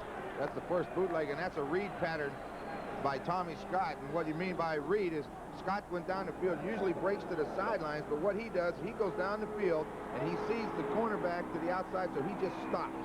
See him stop dead? Moon finds him.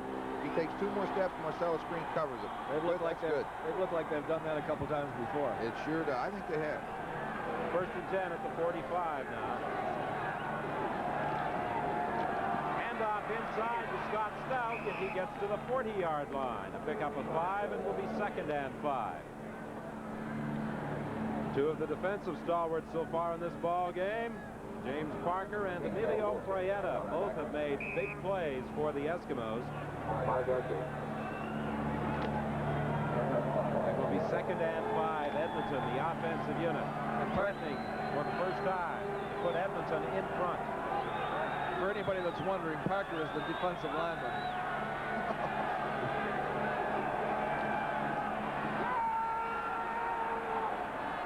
Complete to Brian Kelly at the 20-yard line.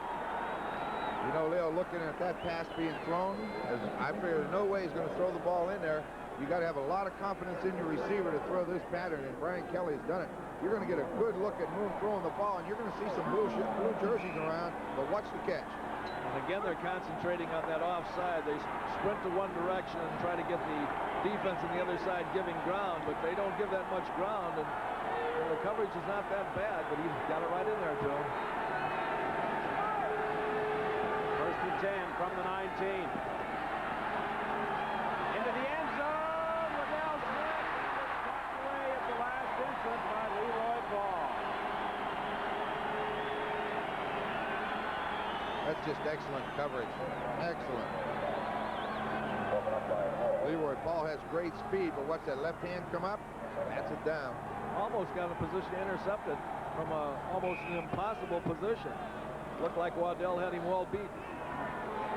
Leroy Paul with the Hamilton Tiger Cats a year ago. I think Al Bruno, the new head coach, might wish he still had him playing the cornerback spot with the Ticats. May come back to the bootleg here, Ron. Not in this set. 2nd and 10 from the 19. Intended for Scott Stout, incomplete.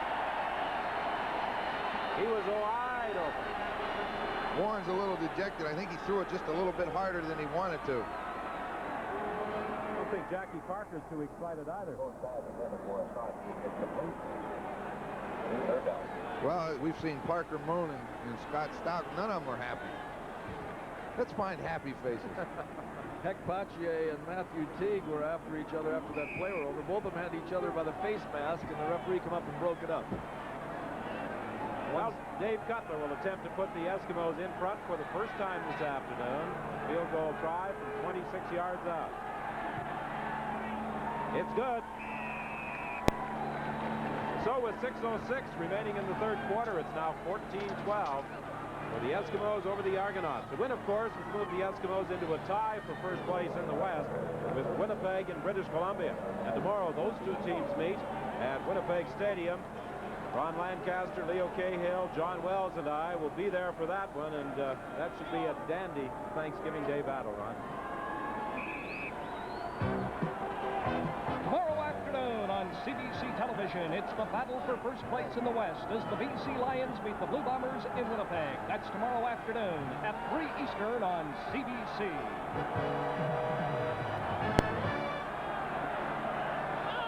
Barnes looking for Emmanuel Tolbert, incomplete. He was being covered by Gary Hayes. Well, the Argonauts are doing the same thing in this third quarter that Edmonton did in the first quarter. They're playing to keep Edmonton down to three points or a possible maybe couple more points, but they're playing for that wind in the fourth quarter. The wind is still a big factor out here. You run the football, Leo? They brought out Tom Towns and put in the extra defensive back.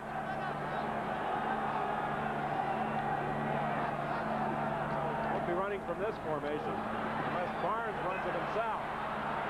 He's being pressured by Tuine, gets the pass away, almost picked off by Gary Hayes.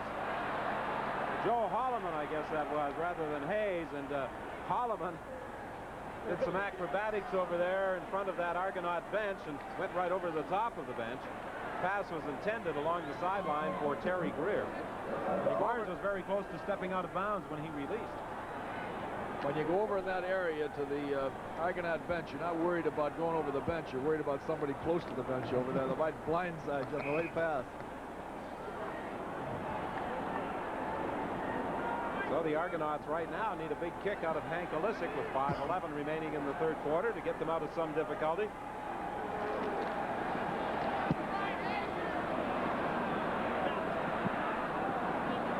Ball bounces to Gary Hayes, and Hayes spins off a couple of tackles and gets out to the 47-yard line.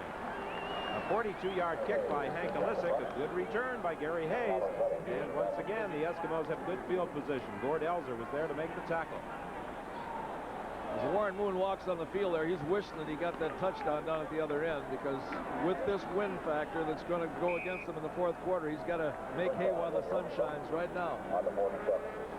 You know, Don, I really believe that sun's quite a problem for those guys trying to catch those punts. That time they let it hit the ground, and they don't normally do that. And I think that fumble early in the quarter by Carinci was caused by that.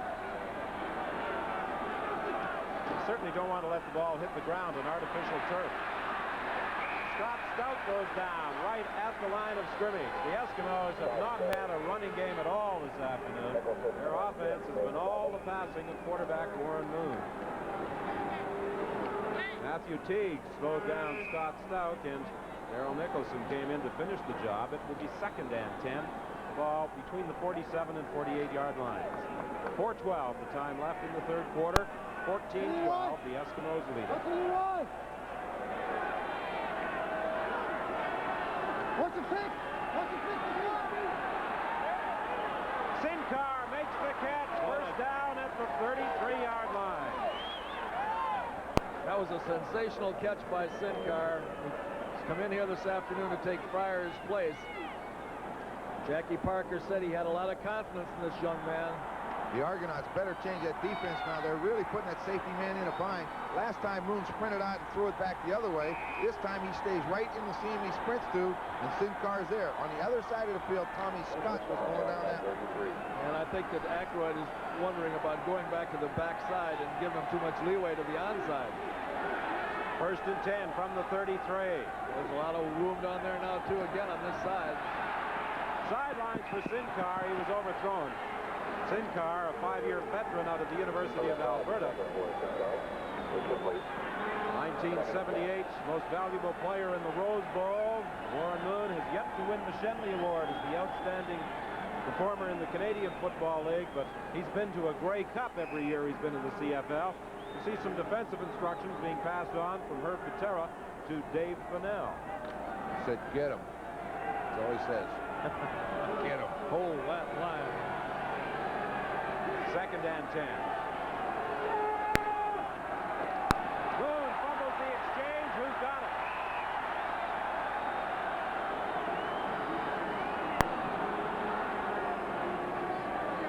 mix-up between Krebs and Moon, and I think Moon was able to reach between the legs of Tom Krebs and grab that loose football. This is one thing that'll drive you crazy if you're a coach. Fumble between the quarterback and center. Another thing will drive you crazy is Moon getting his hands down there in that pile with somebody to step on them. That's how Stubby Dalton got his name. A field goal attempt from 40 yards out by Dave Cutler. It's wide. Aykroyd will concede the single point with 2:26 remaining in the third quarter. So it's now a 15-12 game. The Edmonton Eskimos in front of the Argonauts, and we'll pause for this message.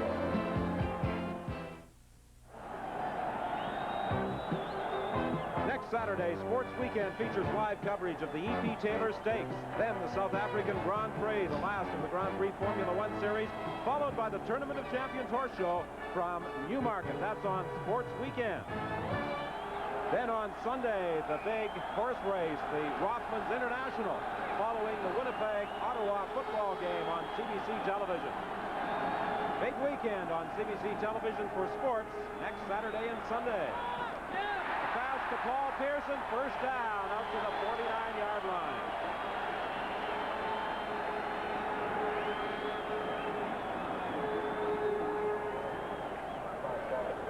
Pearson's going to take a couple pretty good cracks there as he comes across the middle. Makes a good catch of the football, makes the first down, but watch him here. Ronnie gets hit first of all by the guy behind him, and by the guy coming across from the front. Watch Antunovic make a hit right here on Gary Hayes. Ooh, that'll break you from sucking eggs. First and 10, the Argonauts at their own 49, a minute 35 remaining in the third quarter. Barnes is in trouble. He got away from Frayetta, throws to Townsend on the sideline, incomplete. He was being covered by Mike Durden, the newcomer. Boy, Barnes got a lot of pressure, but Emmanuel Tolbert had about 2 steps on Ed Jones downfield. He didn't have a chance to throw it to him. With 1:28 left in this third quarter, the Edmonton Eskimos are going to rue the day that they got down there twice and only came out with 4 points. This is Emmanuel Tolbert gets good hit by Jones, but watch him get by him. There's a lot of room to throw the ball, but Barnes never had a chance. Second and 10, the Argonauts at their own 49. Again, Boone is after Barnes. Barnes throws back, intended for Cedric Minter. Similar play to one we saw earlier where Boone was chasing Barnes towards the sidelines, and Barnes almost ran out of room. I don't really blame Minter for not catching that football because Dan Kepley had a head of steam up, and he was about a step and a half away. Here's the time that we're going to see the Edmonton Eskimos with 1:03 left. If they don't do anything in the first play, they very well could quick kick on second down here and try to preserve that time for the kick. Well, you're really promoting that quick kick, aren't you? He is really promoting it, and they're not going to do it either. Well, if they do it, you're going to. Hayes fields the third down Hank Olisic punt and gets out to the 28-yard line. That was a kick of 40 yards. I think Lumsden is a quick kick man, isn't he? Well, Milson Jones is also capable of kicking the football. Uh-oh, you could be right, Leo. Well, you know, here we are, 41 seconds. Jackie Parker may have very well told them right now that if we don't do something on this first down, we want that win factor to be with us, and we know that they're going to play up close and honor us on that second down situation. That would be the time to quick kick and really get them down in the hole. The Eskimos first and 10. They are at their own 28.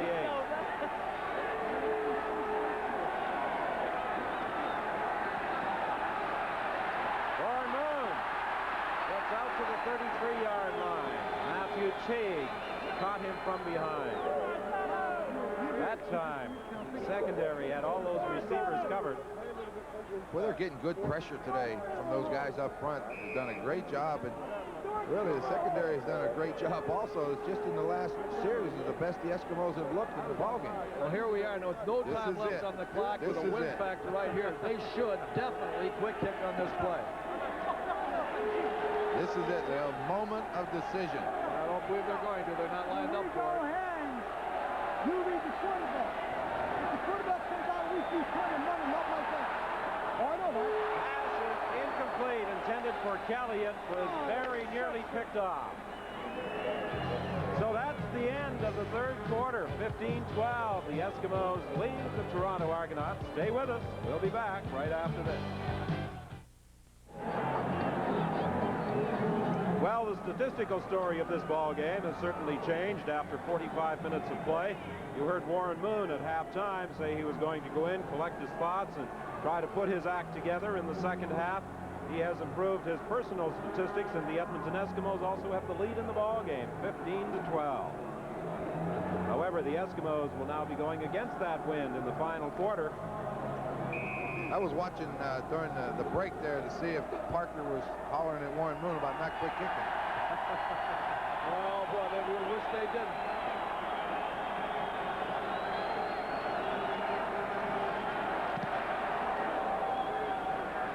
Paul Hickey's kick taken by Carl Brazeley at the 37-yard line, and Brazeley is stopped on a good tackle by Peter Rashenko.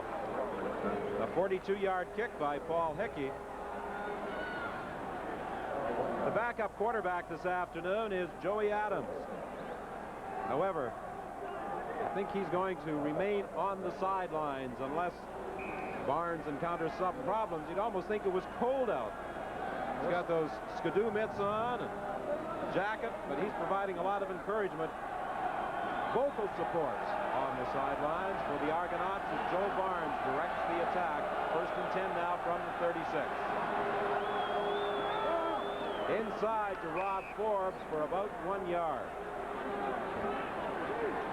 Forbes was acquired by the Argos from the Calgary Stampeders. Looking more for the blocking of Rob Forbes to replace Bob Bronk.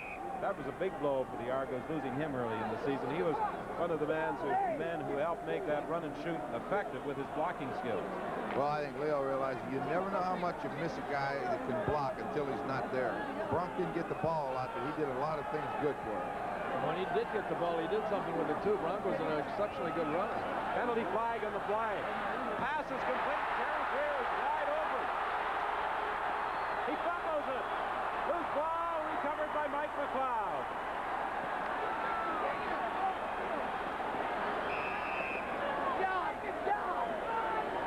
Now there was a penalty flag on the play. Back at the line of scrimmage. I don't see it. I knew I saw one, but I don't see it out there. Oh, there it is. Well, this one is going to be brought back despite the gain. The recovery by the Edmonton Eskimos, because the penalty is going against the Edmonton Eskimos. That's the case of where a penalty against the opposition does not work out to your advantage. The opposition.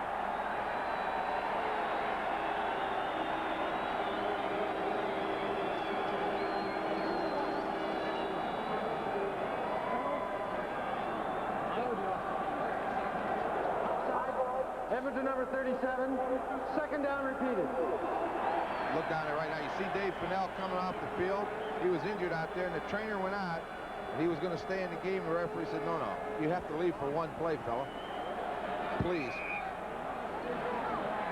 So it's now 2nd and 4.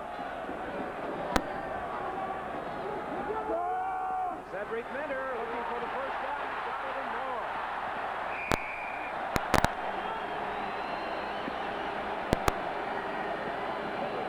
Otter and Holloman finally stopped Minter, but not before he got to the 54-yard line of the Eskimos. That's what makes Minter such a great back. That play was designed to go up the middle, but they caught the Eskimos in a blitz, and he broke it clear outside. That's hard to do. 14-yard gain for Cedric Minter. It's 1st and 10. The Argonauts now at the Edmonton 54. 15-12 is the score. Edmonton in front. 12:52, the time left in the ball game.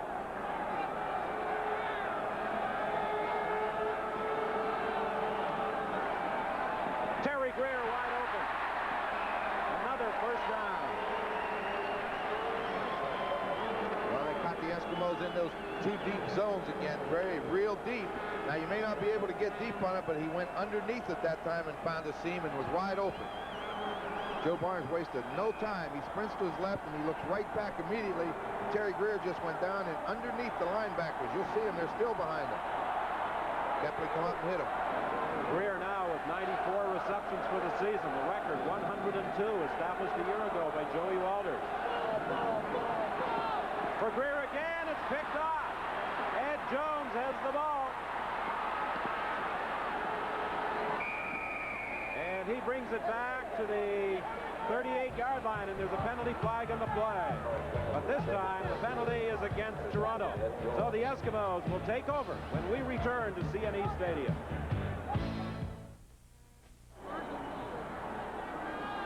Well, the penalty was against the Toronto Argonauts for a holding, but with Ed Jones' 3rd interception of the season, the Eskimos naturally decline. Barnes is looking, but who makes the play? Joe Holloman hit Terry Greer as he tried to get down, and I don't think, as you were saying, Leo, you don't think, and I don't believe Barnes ever saw Ed Jones coming over there. Ed Jones in the middle. You're right, Holloman bumped Greer when he went down and stopped him from going deep, so Greer had to run toward the post. So when he saw Greer bumped and going toward the post, he let the ball go in there and didn't see Jones coming from the inside to pick it off. The 8-year veteran out of Rutgers with the interception gives Eskimos field position at the 38.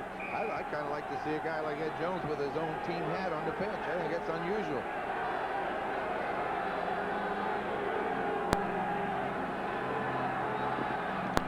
Coming out of the backfield, Milson Jones will be stopped about a yard short of the 1st down. I think Waddell Smith thought he was open on that one. He's about 60 yards away from everybody. You know, we talked earlier about the valuable contribution Bob Bronk has made to the Toronto Argonauts. The Edmonton Eskimos over the stretch drive, I think, are going to miss Neil Lumsden a lot, too. And Jim Germany, who was injured earlier in the year, of course. That's something that last night, talking to Tom Wilkinson about, they've got to come up with a running back and have him around because, you know, when you get into those playoffs in that cold weather, running game is more and more important. When I talk about Lumsden's running, or about his blocking, he's made some big runs in playoff games, too. Warren Moon on 2nd down, looking for the 1st down. Middle linebacker Darrell Nicholson made the penetration. He may have got the yard. Let's see. They're going to measure it to determine if, in fact, it is a 1st down. Again tomorrow on CBC television, a reminder, the big game out of Winnipeg Stadium, the Blue Bombers and the British Columbia Lions battling for 1st place. John Wells, Ron Lancaster, Leo Cahill, and I will be there. And you can celebrate Thanksgiving by watching what we hope will be a great football game. Well, I'm looking forward to that one. Send turkey.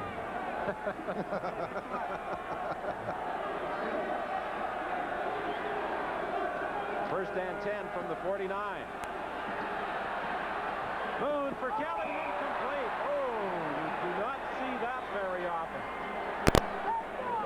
He put a great move on Leroy Paul. He started to break it out, took off deep again, and turned, and the ball's right there, and he dropped it. As you say, I don't know if I've ever seen him do that.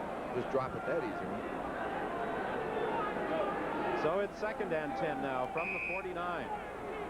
Old spaghetti legs, Jackie Parker, the player of the half-century in the Canadian Football League. Parker really looks excited, huh? Never shows much emotion over there, does he?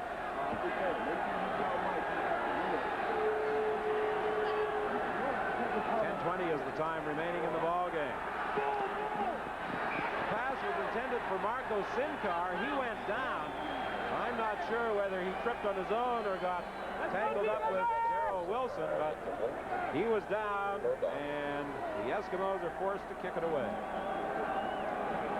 Well, Moon read a blitz coming, and those defensive backs were right up, crowding them, right up close to him on the line of scrimmage. It's hard to tell whether they got tangled up. I couldn't tell. Leo, did you see it?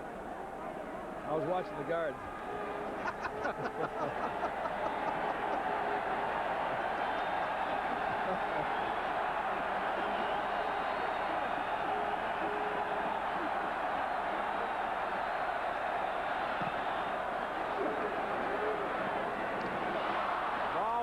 By Townsend, however, he does manage to recover at the 29, and that's That's where the Argonauts will start when we return to CNE Stadium in Toronto.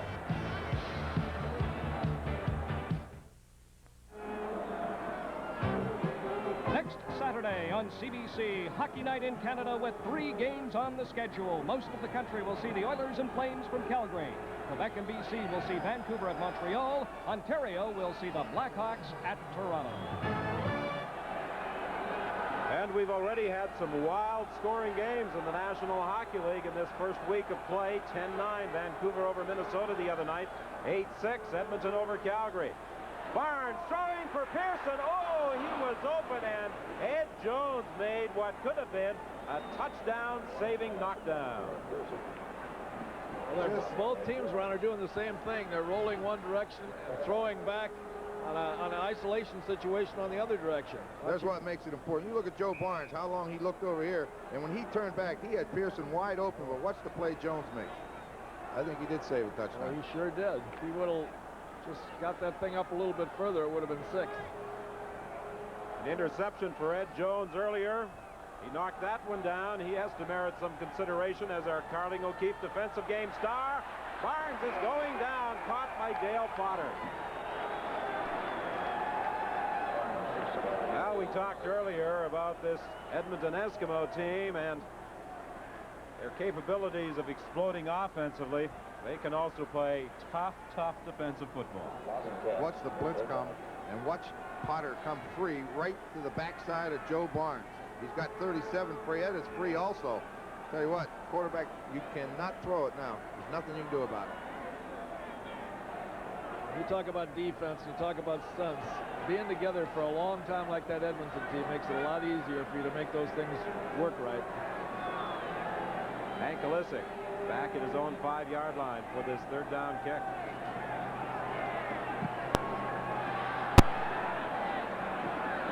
Hayes takes it back at the 43. Nowhere to go.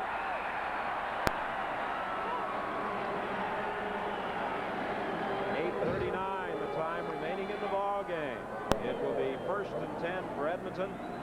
The Eskimos are at their own 43-yard line. Don Moon was the first man downfield to make contact with punt returner Gary Hayes.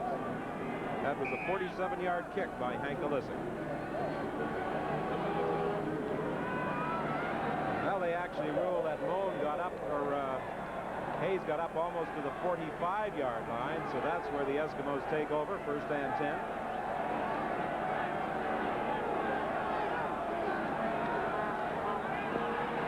Moon dumping it off to Milson Jones, incomplete.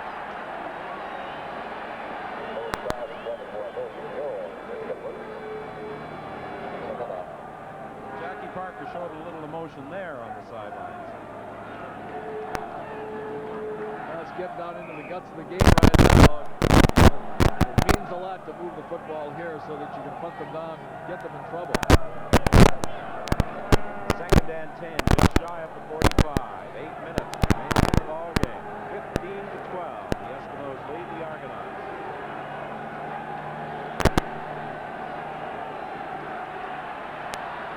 Moon with time, throwing intended for Scott, incomplete. Again, Carl Brazeley knocked it away. So the Eskimos are forced to kick it away. And you're punting against a pretty stiff breeze here. Field position with the wind at your back for the Argonauts look pretty good at this stage. And Don is giving me the disclaimer, and it's up to me to read it. This program is copyrighted and is strictly for the private use of our audience. Any reproduction, retransmission, or exhibition, in whole or in part, without the express written consent of the Canadian Broadcasting Corporation, is strictly prohibited. Paul Hickey's 3rd down punt. Bounces to Carl Brazeley at the 26-yard line. Brazeley unable to go in the air, but there's a penalty flag. A late hit will be charged, I think, against Mike Durden or Peter Ashenko. Ashenko, I believe, with a late hit that will improve the Argonaut field position when we return.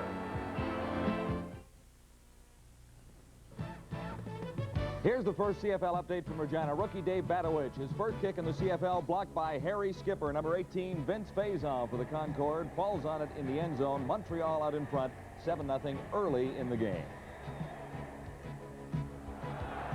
Well, of course, John, that's a big ball game for the Montreal Concorde. A victory could move them within 2 points of the Hamilton Tiger Cats in the battle for third place. Terry Greer's open.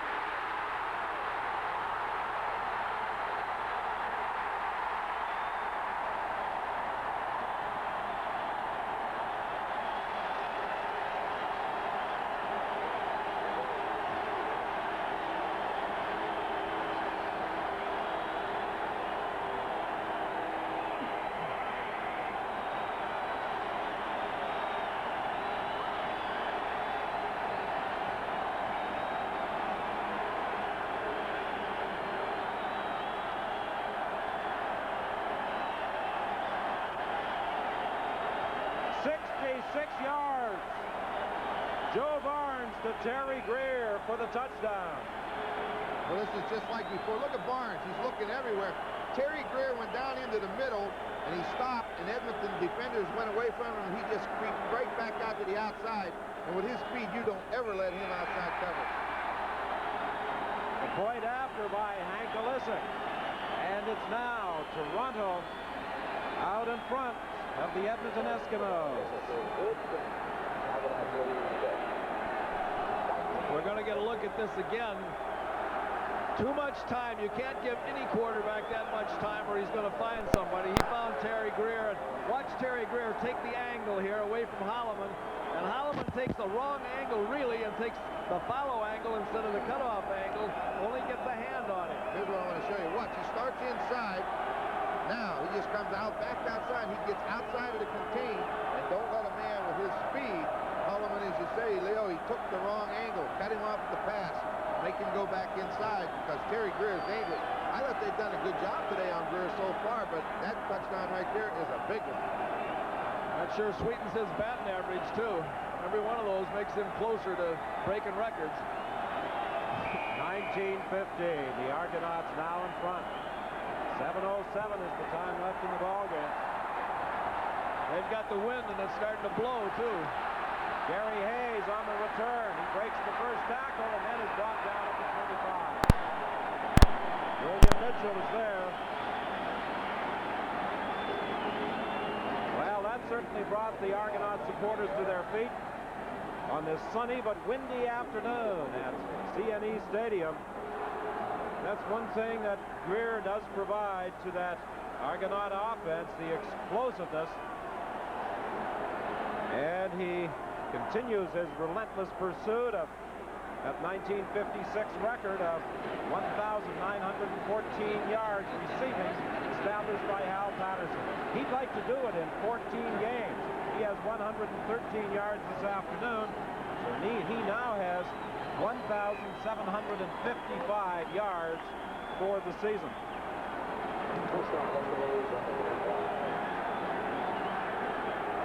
First and 10, the Eskimos are at their own 25.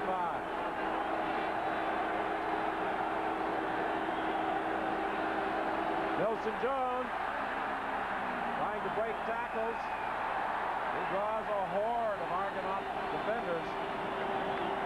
Gain of about 5 yards before he was driven back. Matt Fatigue was the first to make contact. I think he's 5 yards short of 1 mile, Don, according to what you just said. 1,755, 5 yards short of 1 mile. That's a lot of yardage. Right, Leo. 1760. You know what you're doing. Don't ask me about it in meters, though, Ron.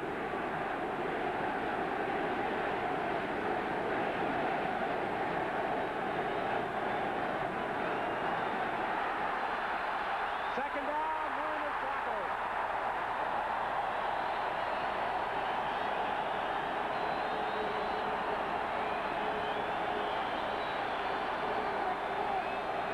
Rick Moore is the man who got through.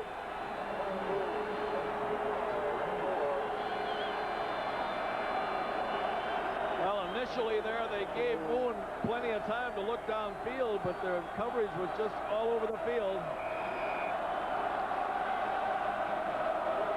He's looking back and forth, and he's got plenty of time to throw, but at the last minute, more comes from the offside. And he just can't take that much time.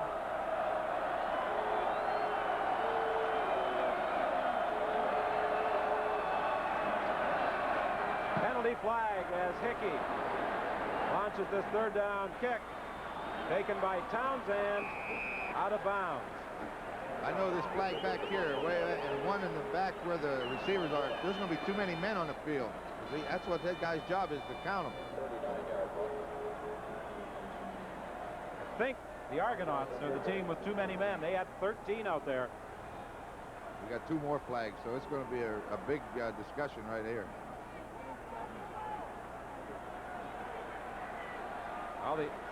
Well, the Argonauts still have 13 players out on the field. That's where your coaches are saying, will you get off of the field, please? Come over here on this side. Now, finally, they Too many men. sent Tony Lawson Third down repeated. off the field. It's going to be a repeat of the third down. See, that's what happens. Nobody knows who the extra guy is out there, but I'll tell you one thing. Finally, 77's going to get out here. Lawson was still going to stay out there. They were still going to have 13 men out there. That'll drive you crazy. So it's a repeat of the third down. Paul Hickey with a good kick that hangs up there for Carl Brazeley at the 41. And he goes out of bounds at the 44-yard line. 5:09 is the time left.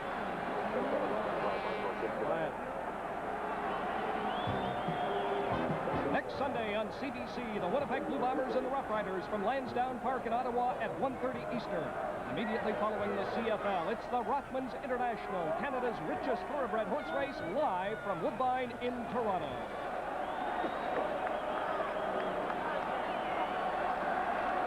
Well, in the fourth quarter, Argonaut fans certainly came to life with that scintillating touchdown throw. Joe Barnes and Terry Greer.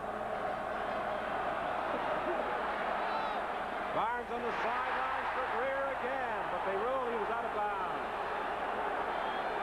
You see those Argonaut players come up and start hollering at the referee. They wanted a late hit on Terry Greer, but watch the great catch. He went down the field and just found a hole in that zone and stopped. And what a throw. Well, Joe Barnes isn't going to rest on his laurels. He's going out and trying to score another touchdown. He rolls to his left here and gets it over to Terry Greer on the sidelines. Catches the ball, but they say that he was out of bounds. This time Greer comes out to the right. 2nd and 10. Ball is at the 44. 4:33 is the time left. Quickly over the middle to Emmanuel Tolbert. He was very close to a first down. Barnes read that pressure and dumped it off to Tolbert. We saw Dan Kepner getting a running start. That's what he saw. Now, what is Obilovich going to do on this? If they don't make it, then they could be just a little bit short on this. Still think you gamble. You got to go get this one. It's less than a yard, Leo. Well, he tried it once before and didn't make it. They're about 2 inches shy.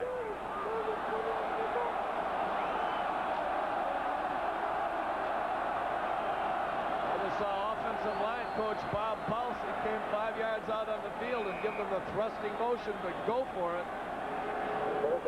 That's just saying here, if we can't make this, we don't deserve to win.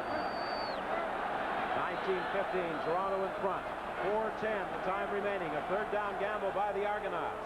Barnes keeps. He has the first down as he gets to midfield.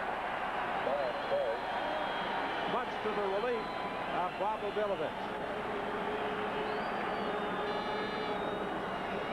And now for another CFL update, let's again join John Wells. He's gave up 3 more points to Montreal. Montreal leading 10-0 until this play. Homer Jordan looks for Stu Fraser in the end zone. A 10-yard touchdown play ended a 75-yard scoring drive. Montreal 10, Saskatchewan 7. Well, they've got quite a ball game going at Taylor Field in Regina. We've had an interesting afternoon at CNE Stadium. 19-15, 1st and 10 now for the Argonauts at midfield. Terry Greer, another first down for Toronto at the 43.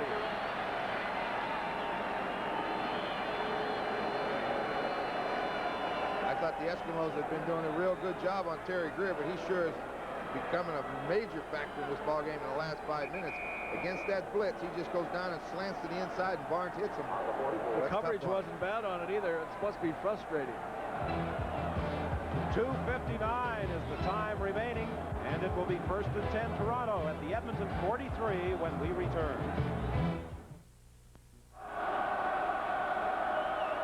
Well, our Carling O'Keefe offensive and defensive game stars will be selected at the conclusion of this tussle. And a couple of the prime candidates are right there, Terry Greer and William Mitchell. 1st and 10. Pass complete to Paul Pearson. He was caught immediately. Gary Hayes had him after a pickup of just a couple of yards. Pass is completed to Pearson. For the Edmonton Eskimos, Ed Jones has to merit some consideration.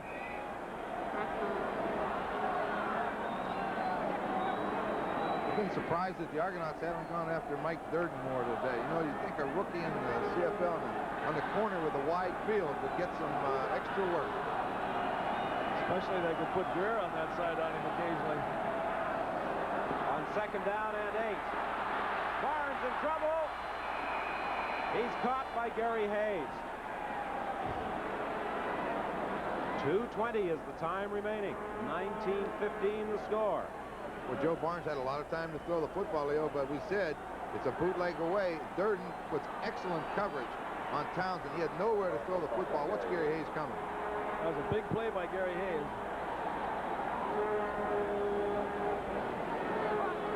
They're going to punt it or kick a field goal, Leo? I would think that they would punt it because if they missed the field goal, Edmonton would have the ball back at that point. All right, Leo. Cannot fool him. Malisic will be trying to angle this one out of bounds, I'm sure. Hayes fumbles the ball. It's good. Edmonton did recover.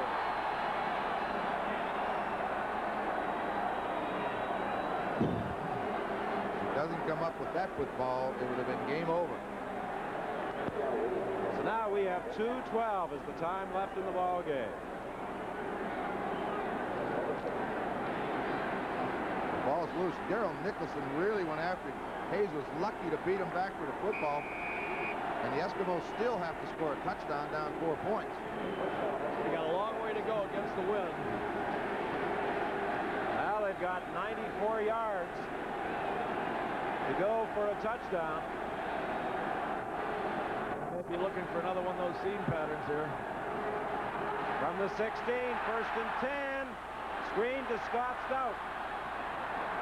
He gets up to the 23-yard line. Earl Wilson came over to make the tackle, dropping off from his defensive tackle position. Now, a big 2nd down conversion required by the Eskimos. With 2:04, the time left in the game and the clock running.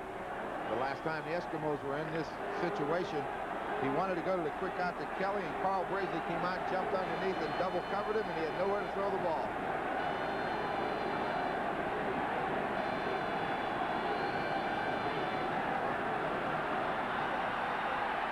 Over the middle for Milson Jones, incomplete.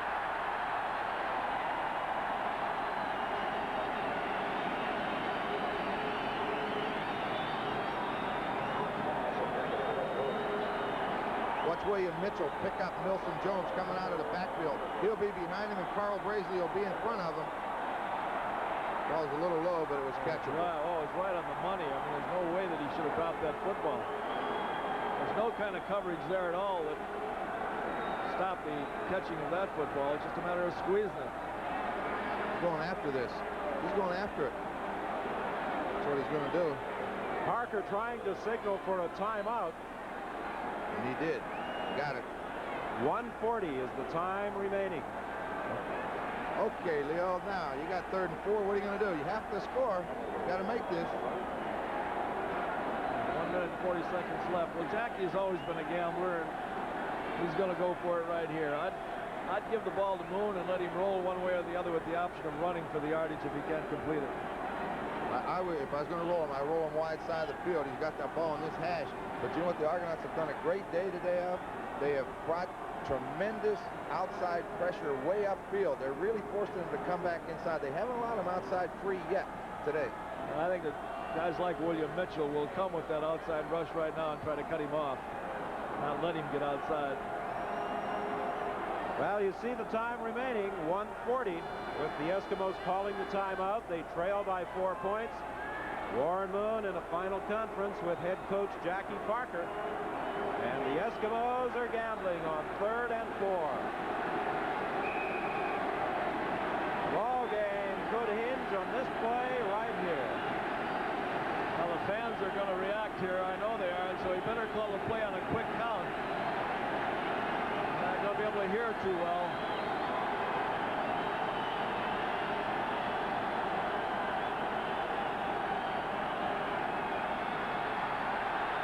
Moon's in trouble. He gets it away. Complete. But there's a penalty flag on the play. My God, he's got the first down, though. Tommy Scott made the catch for the first down. Moon had been caught, still managed to get the pass away, even though he was in the grasp of Franklin King, and that has silenced the crowd at CNE Stadium. That was unbelievable. Moon was very fortunate to get it off it, but he still threw a strike. And that's what you call instinct. Yeah, and I don't even think that he knew that. I don't think he saw it. I think he just felt it. Moon bootlegs and comes back to the short side of the field with it. He's trying to hit Tommy Scott all the way, but Scott's covered. But I tell you what, when he gets hit right here by Franklin King, he figures there's no sense holding it. And watch the ball he throws. Well, he took another big crack from Nicholson after he threw it, too. Tremendous concentration as well by Tommy Scott to hang on to the ball with the defender draped all over him. Moon's in trouble again. He still gets it away to Scott Stout. He's caught by William Mitchell. A gain of about 5, maybe 6 yards. 1:23 is the time remaining. Pressure there by Rick Moore. He wanted to come over here to Scott and Kelly's side before. They were doing a great job of beating up Tommy Scott inside. He couldn't get away from Carl Brazeley. Blake Dermott comes into the ball game. Now he's sent back out as the Eskimos are in their hurry-up offense on 2nd down. Again, pressure for Warren Moon, and he gets away.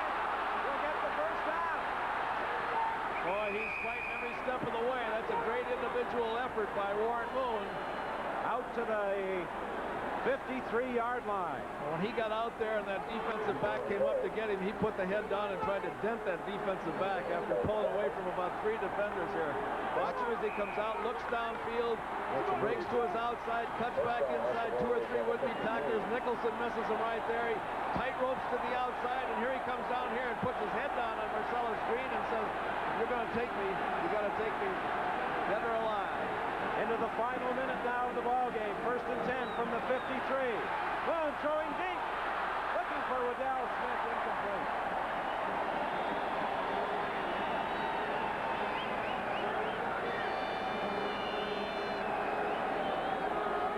"44 seconds remaining. The Eskimos 2nd and 10 at their own 53.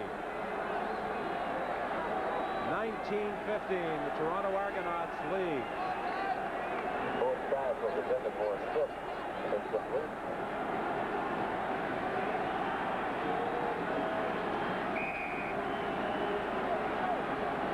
With the incomplete pass, again, the clock will not start until the ball is snapped. What they got to concentrate on right now with 44 seconds is the first down. They must put it in the end zone. A field goal is not good enough. Intended for Brian Kelly, almost picked off by Ken McEachlan. 39 seconds remaining now in the game. The Eskimo offense stays out there. Well, they came back to this pattern they had success on in the 2nd quarter. Brian Kelly running that curl, but Ken McEachlan was there to get his hands up in the air, tip it away. Well, here we are again, Bill. See if they come with the blitz or whether they're going to cover. 3rd and 10. complete. No, incomplete. It looks as though Kelly had it, but Marcellus Green managed to pull it away from him, and that will be the ball game with 33 seconds left.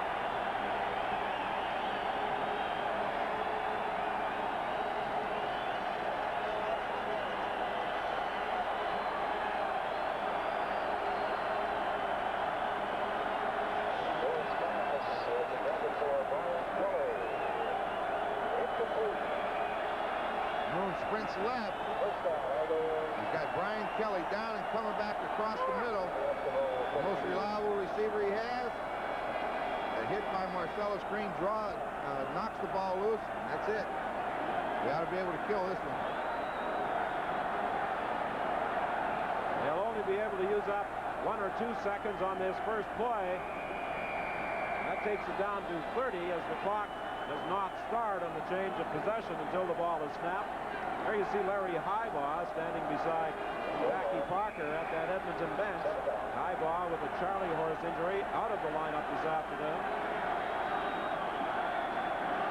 At this stage of the game, in reflection, it all comes back to those 2 opportunities that Edmonton had when they got down there close to the goal line and only came out with 4 points. They needed a touchdown in there both times when they went down there. They'd have the ball game intact, but they come out with 4 points.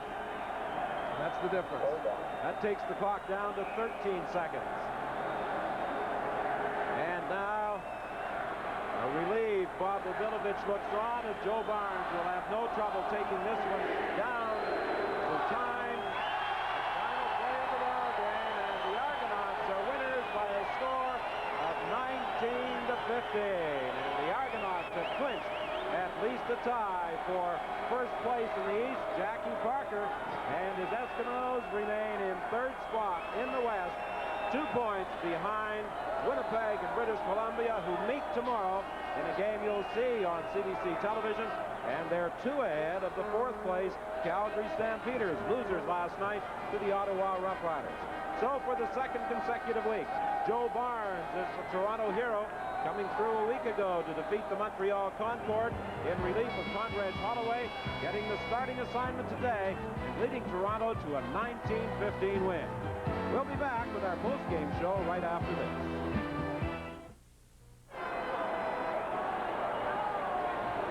Well, statistically, not much to choose between the 2 teams in terms of total offense, and not much on the scoreboard either. A 4-point spread with the Toronto Argonauts winning it. And the big play for the Toronto Argonauts, that 4th quarter touchdown strike from Joe Barnes to Terry Greer that provided them with the winning points.